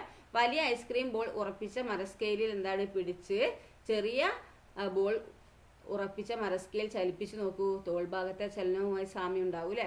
അപ്പോൾ എന്താണ് ഈ ചെറിയ ഐസ്ക്രീം ബോൾ ഈ വലിയ ഐസ്ക്രീം ബോളിൻ്റെ ഉള്ളിലിട്ടിട്ട് ഇങ്ങനെ സ്കെയിലിനൊക്കെ ഉറപ്പിച്ചതിന് ശേഷം ഇങ്ങനെ തിരിച്ചു വെക്കുക. അപ്പോൾ നമ്മൾ എന്താണ് ഇത് കയ്യിൽ എന്താണ് അവിടെ പിടിക്കുക. എന്നിട്ട് ഇത് ഈ ഭാഗം എന്താണ് ഇങ്ങനെ ഏത് ഭാഗം ഇത് ഈ സ്കെയിൽ പിടിച്ച് ഇതുണ്ടല്ലോ ഇത് ഇങ്ങനെ കറക്കി വെക്കുക. ഓക്കെ, അപ്പോൾ ഇങ്ങനെ ഉരുണ്ട് വരും അല്ലേ. ഇതാണ് നമ്മളെ തോളിൻ്റെയും ഇടുപ്പല്ലിൻ്റെയും ഒക്കെ എന്ത് മാതൃക അല്ലേ. ദെൻ ഇനി നോക്കൂ, ഇനി പിവോട്ട് സന്ധി. എന്താണ് പിവോട്ട് സന്ധി എന്ന് പറയുന്നത്? പിവോട്ട് ജോയിന്റ് എന്ന് പറഞ്ഞാൽ എന്താണ്? ഇതാണ് കഴുത്തിലാണ് അല്ലേ സംഭവം. എന്താണ് കഴുത്തിലാണ് എന്ത് വരുന്നത്, അതാണ് അത് പിവോട്ട് അല്ലേ. പിവോട്ട് സന്ധി എന്ന് പറയുന്നത്. നമുക്ക് കഴുത്തിലെ അസ്ഥിസന്ധിയുടെ പ്രത്യേകത എന്താണ്? ചലിപ്പിച്ച് നോക്കൂ. കണ്ടോ, അങ്ങനെ അങ്ങോട്ടും ഇങ്ങോട്ടൊക്കെ നോക്കി നോക്ക്. കഴുത്ത് മുന്നോട്ടും പിന്നോട്ടും ഇടത്തോട്ടും വലത്തോട്ടും ഒക്കെ ചലിപ്പിക്കാൻ സാധിക്കുന്നില്ലേ? എത്രമാത്രം തിരിക്കാൻ കഴിയുന്നുണ്ട്. ഇത്തരം അസ്ഥിസന്ധിയാണിത് പിവട്ട് സന്ധി. അപ്പോൾ നമ്മുടെ കഴുത്തിൻ്റെ ആ സന്ധിയാണെന്ത് പിവട്ട് സന്ധി എന്ന് പറയുന്നത് കേട്ടോ, പിവട്ട് ജോയിന്റ് എന്ന് പറയുന്നത്. പിവട്ട് സന്ധി കാണപ്പെടുന്ന ശരീരഭാഗം, അതിൻ്റെ പ്രത്യേകത എന്നിവ പട്ടികപ്പെടുത്തിയിരിക്കുന്നതെന്ന് ശ്രദ്ധിച്ചു നോക്കിയേ. എവിടേക്കാണ് ഈ പിവട്ട് സന്ധി കാണുന്ന നോക്ക്. സന്ധി അല്ലേ, എവിടെ പിവട്ട് സന്ധി കാണുന്നത്? കഴുത്തിലാണ് അല്ലേ. അതിൻ്റെ പ്രത്യേകത എന്താണ്? ഒരസ്ഥി മറ്റൊന്നിൽ മുന്നോട്ടും പിന്നോട്ടും വശങ്ങളിലേക്കൊക്കെ തിരിയുന്നത് അല്ലേ. സൈഡിലോട്ടും അതുപോലെ മുന്നോട്ടും, ഇങ്ങനെ മുന്നോട്ട് പോയതും ഇങ്ങനെ ബാക്കോട്ട് പോയൊക്കെ പിന്നെ സൈഡിലോട്ടും ഒക്കെ ആവുന്നില്ലേ. അത് പിവട്ട് സന്ധിയാണ് അതിന് പറയുക കേട്ടോ. ഇത് സന്ധിക്ക് എന്താ പറയുക? പിവട്ട് സന്ധി കേട്ടോ. അപ്പോൾ കൂട്ടുകാരുമായി ചേർന്ന് പിവട്ട് സന്ധിയുടെ മാതൃക ഉണ്ടാക്കുക. എങ്ങനെയാ പിവട്ട് സന്ധിയുടെ മാതൃക ഉണ്ടാക്കാനായിട്ട് എന്താണ് ചിത്രത്തിൽ കാണുന്നത് പോലെ പൗഡർ ടിൻ എടുക്കുക. കണ്ടോ, ഈ പൗഡർ ടിൻ എടുക്കുക. ഇത്തരം പൗഡർ ടിന്നിൻ്റെ അടപ്പ് ശ്രദ്ധിച്ചിട്ടുണ്ടോ? ഇങ്ങനെയാണ് അടപ്പ് ചലിപ്പിക്കുന്നത്. നമ്മുടെ കഴുത്തിൻ്റെ ചലനവുമായി എന്തെങ്കിലും സാമ്യമുണ്ടോ? പൗഡർ ടിന്നിൽ പാവയുടെ തല ഉറപ്പിച്ച് പിവട്ട് സന്ധിയുടെ മാതൃക നിർമ്മിക്കൂ. നമ്മുടെ കഴുത്ത് വശങ്ങളിലേക്ക് തിരിക്കുന്നത് പോലെ പാവയുടെ കഴുത്തും തിരിക്കാൻ കഴിയുന്നുണ്ടാവും അല്ലേ. നമ്മുടെ ശരീരത്തിൽ കാണുന്ന 3 തരം അസ്ഥിസന്ധികളും അവയുടെ പ്രത്യേകതകളും പട്ടികപ്പെടുത്തി ക്ലാസ്സിൽ പ്രദർശിപ്പിക്കാനാണ്. അപ്പോൾ നമ്മുടെ ശരീരത്തിൽ കാണുന്ന എന്തൊക്കെയാണ് ഇപ്പോൾ പഠിച്ചത്? പിവട്ട് സന്ധി പഠിച്ചു, പിന്നെ ഏതാണ് പിന്നെ ഏതാ ബോൾ ആൻഡ് സോക്കറ്റ് സന്ധി പഠിച്ചു, പിന്നെന്താണ് വിജാഗിരി സന്ധി അല്ലേ. വിജാഗിരി സന്ധിയും പഠിച്ചു. അപ്പം അതൊക്കെ എന്താക്കുക, നിങ്ങൾ അതിൻ്റെ പ്രത്യേകതയും നിങ്ങൾ എന്താക്കുക എഴുതുക. നമ്മളിപ്പോൾ പറഞ്ഞു അല്ലേ എന്തൊക്കെ സന്ധികളാന്നുള്ളതും പറഞ്ഞു. അപ്പോൾ അതിൻ്റെ പ്രത്യേകത എഴുതുക കേട്ടോ. ദെൻ നെക്സ്റ്റ് നോക്കൂ, അസ്ഥിഭംഗം ഫ്രാക്ചർ. എന്താണ് ഇപ്പം നമുക്ക് ഈ അസ്ഥി എന്താണ് നമ്മൾ വീണാലൊക്കെ പൊട്ടിപ്പോവില്ലേ നമ്മൾ. അപ്പോൾ ചിത്രം നോക്കൂ, കുട്ടിയുടെ വലത് കൈ ശ്രദ്ധിക്കൂ. എന്താണ് പറ്റിയത് കുട്ടിക്ക്? ഇത്തരം പ്രശ്നങ്ങൾ നിങ്ങൾ ആർക്കെങ്കിലും ഉണ്ടായിട്ടുണ്ടോ? എന്തുകൊണ്ട് ഇങ്ങനെ കെട്ടിവെക്കേണ്ടി വരുന്നത്? നമ്മൾ ഓടുമ്പോൾ ചാടുമ്പോൾ അല്ലെങ്കിൽ മുകളിൽ നിന്ന് താഴോട്ട് പോകുമ്പോൾ ഒക്കെ എന്താവും? നമ്മളെ കയ്യും കാലിൻ്റെ എല്ലാം ഒക്കെ പൊട്ടൂല്ലേ. അപ്പോൾ ഇതാണ് എന്ത് എക്സ്റേ ഷീറ്റ് അല്ലേ. അപ്പോൾ ഇവിടെ പൊട്ടിയ ഭാഗം കണ്ടോ? അപ്പോൾ ചിത്രത്തിൽ കാണുന്നത് പോലെ എക്സ്റേ ഷീറ്റ് നിങ്ങൾ കണ്ടിട്ടില്ലേ? ഏത് ഭാഗത്തിൻ്റെ ചിത്രമാണ് ഷീറ്റിൽ കാണുന്നത്? ചിത്രത്തിൽ കാണുന്ന അസ്ഥിക്ക് ഒടിവോ പൊട്ടലോ സംഭവിച്ചിട്ടുണ്ടോ? പൊട്ടലുണ്ട് അല്ലേ.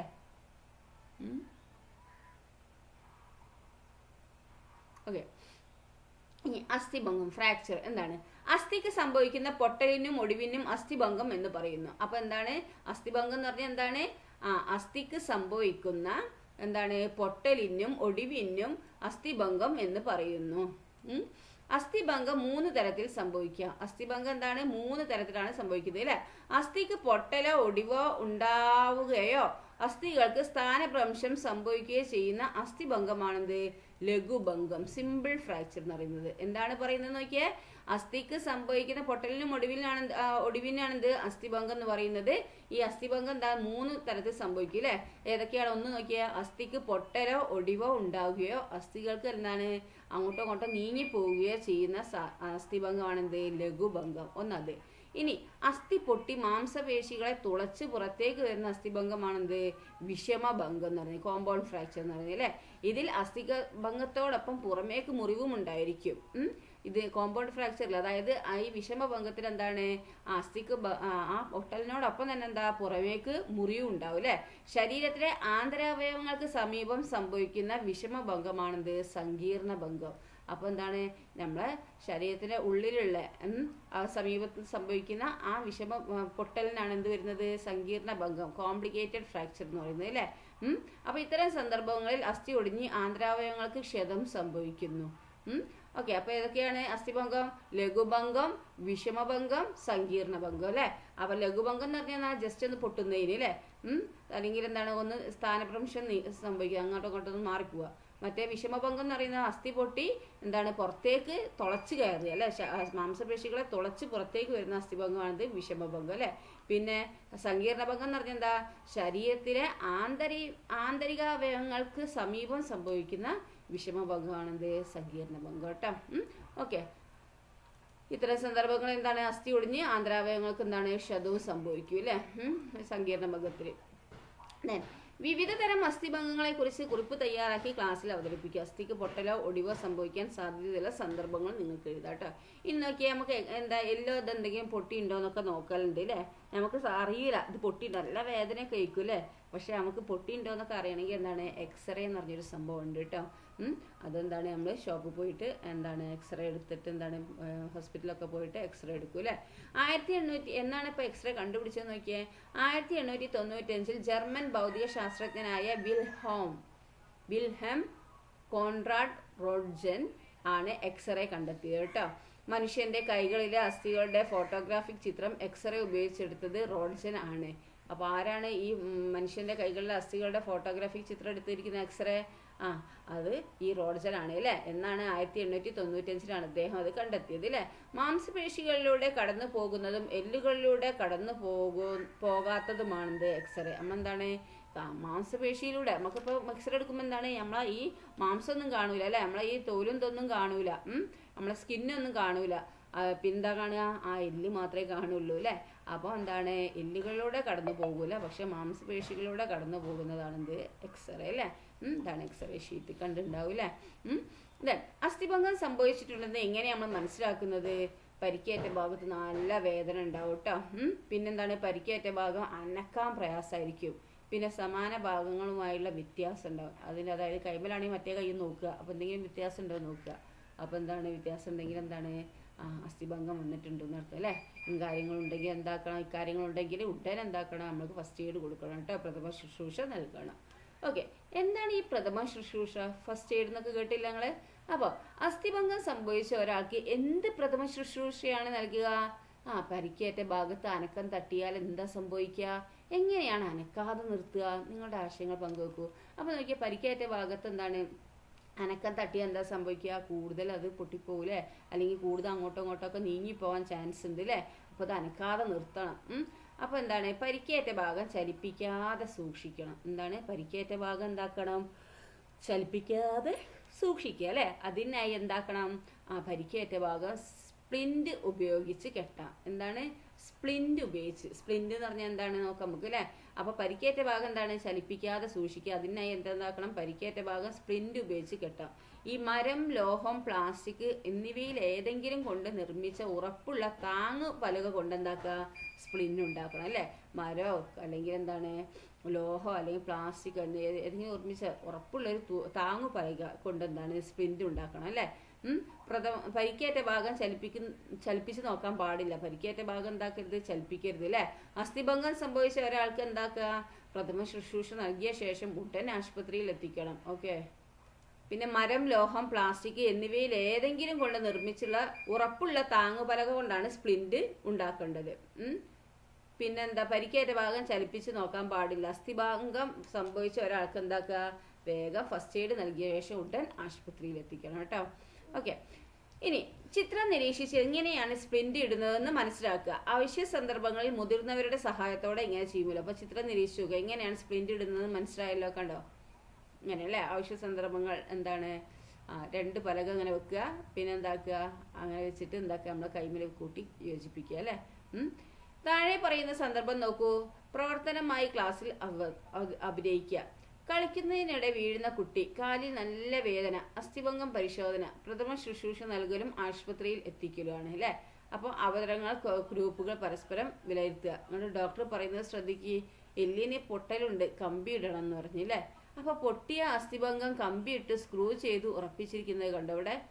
കണ്ടോ ഉള്ളിൽ തന്നെ അല്ലേ എല്ലിൻ്റെ അവിടെ എന്താണ് അസ്ഥിഭംഗം വന്നിട്ട് എന്താണ് പൊട്ടിയ അസ്ഥിഭംഗം കമ്പിയിട്ട് സ്ക്രൂ ചെയ്ത് ഉറപ്പിച്ചിരിക്കുന്നുണ്ട് അല്ലേ. വലിയ വലിയ പൊട്ടലൊക്കെ ആകുമ്പോൾ എന്താണ് ഉള്ളിൽ കമ്പിയൊക്കെ ഇടുക. അപ്പൊ എന്തിനാണ് പൊട്ടലിലുള്ള എല്ലിന് കമ്പി ഇടുന്നത്? അസ്ഥിഭംഗം വന്ന ഭാഗം ശരിയായി ചേർത്ത് വെച്ച് ലോഹ കമ്പികൾ സ്ക്രൂ ചെയ്ത് ഉറപ്പിക്കാറുണ്ട്. അസ്ഥികൾ ഇളകാതെ നിൽക്കുന്നതിന് എന്താണ് വേഗം കൂടി ചേരുന്നതിന് എന്താണ് ഇത് സഹായകമാണ് അല്ലേ. അപ്പം അസ്ഥിഭംഗം വന്ന ഭാഗം ശരിയായി ചേർത്ത് വെച്ചിട്ട് എന്താണ് ഈ ലോഹ കമ്പികൾ സ്ക്രൂ ചെയ്ത് ഉറപ്പിക്കാറുണ്ട് കേട്ടോ. അപ്പൊ അസ്ഥികൾ എന്താണ് ഇളകാതെ നിൽക്കുന്നതിനും വേഗം കൂടി ചേരുന്നതിനാണിത് ഇത് ഈ എല്ലില് കമ്പി ഇടുന്നത് കേട്ടോ. ഓക്കെ, ഇനി നോക്കൂ മുട്ടുമാറ്റി വെക്കൽ. എന്താ മുട്ടുമാറ്റി വെക്കൽ എന്ന് പറയുന്നത്? ശരീരഭാഗം കൂടുന്നതും അസ്ഥികളിൽ കാൽഷ്യം കുറയുന്നതും കാൽമുട്ടിന് തേയ്മാന പ്രശ്നങ്ങൾ ഉണ്ടാക്കും. പ്രായം കൂടുമ്പോഴും കാൽമുട്ട് വേദന വരും.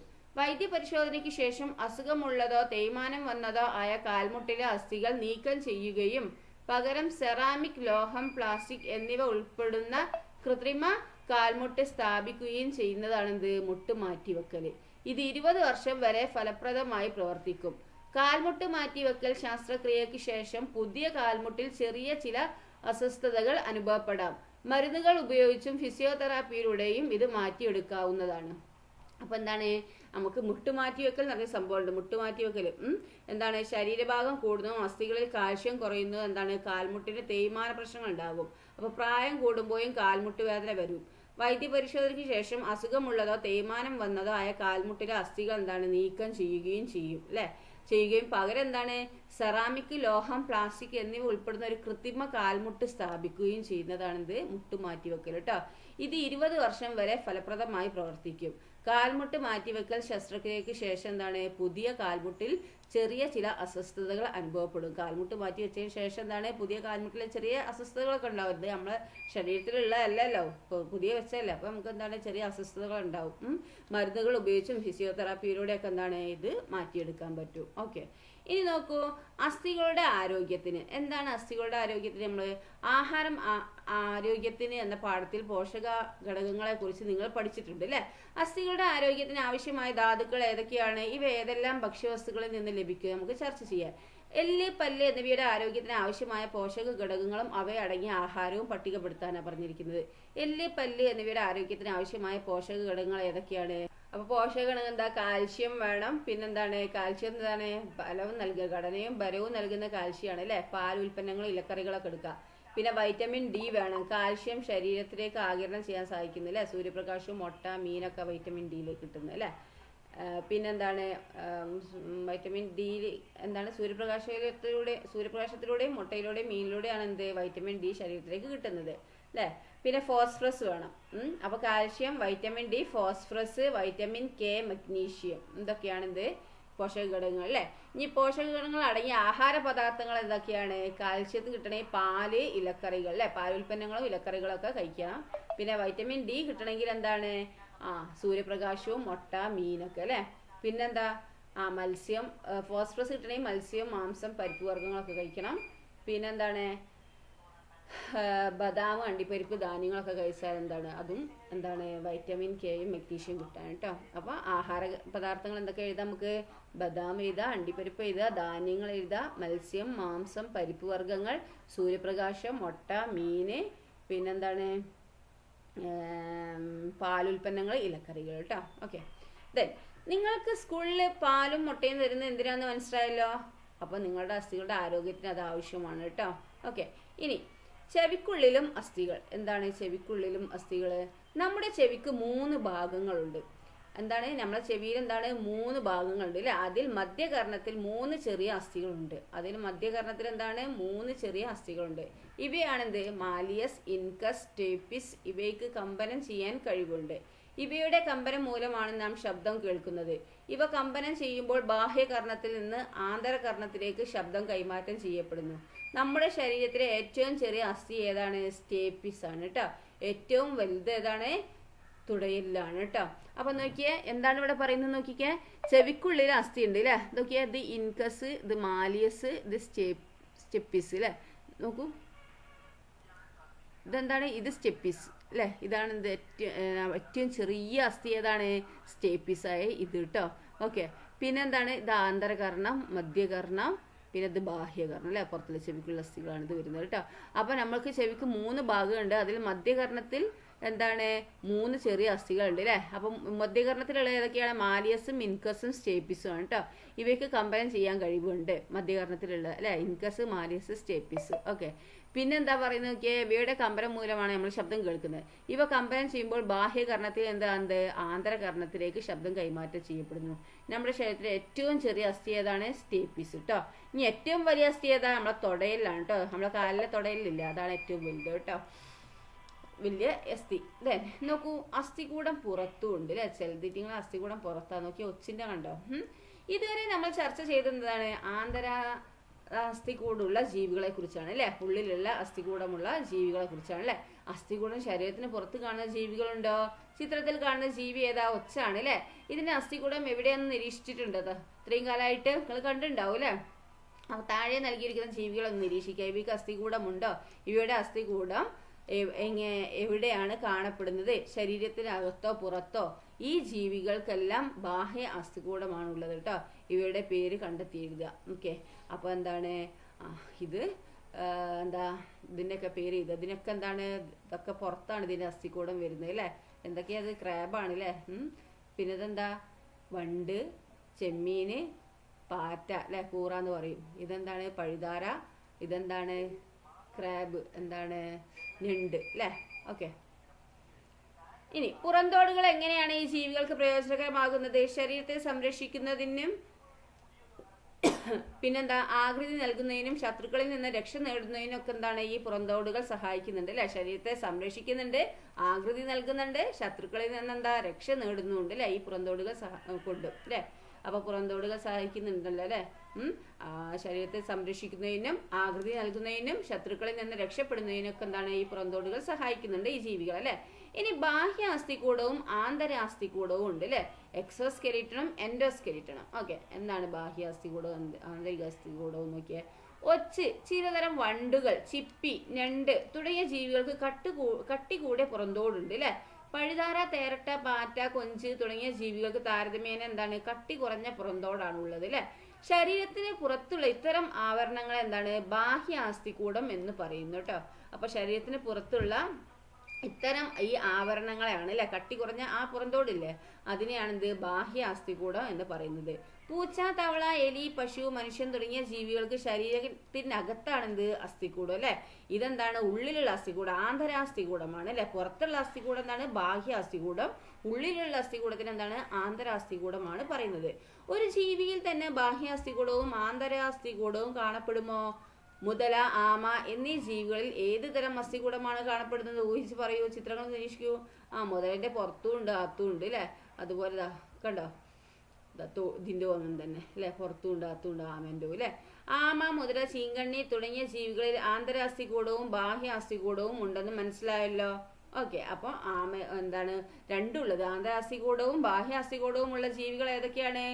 ആമ, മുതല, ചീങ്കണ്ണി അല്ലെ. ആമ, മുതല, ചീങ്കണ്ണി എന്നിവ എന്താണ്?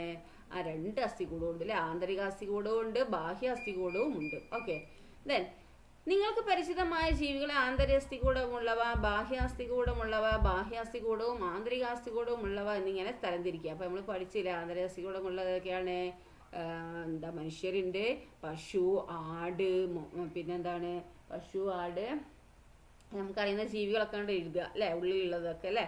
പിന്നെ ബാഹ്യാസ്ഥികൂടം ഉള്ളതാണ് കൂറ, എന്താ പാറ്റ അല്ലെ. പിന്നെന്താണ് ഇവിടെ പറഞ്ഞത് ഏതൊക്കെയായിരുന്നു? ചെമ്മീന്, ഞണ്ട്, പിന്നെ പഴുതാര അല്ലെ. അതൊക്കെ എന്താണ് ഈ ബാഹ്യ അസ്ഥികൂടമാണ് അല്ലെ. ഇനി എന്താണ്?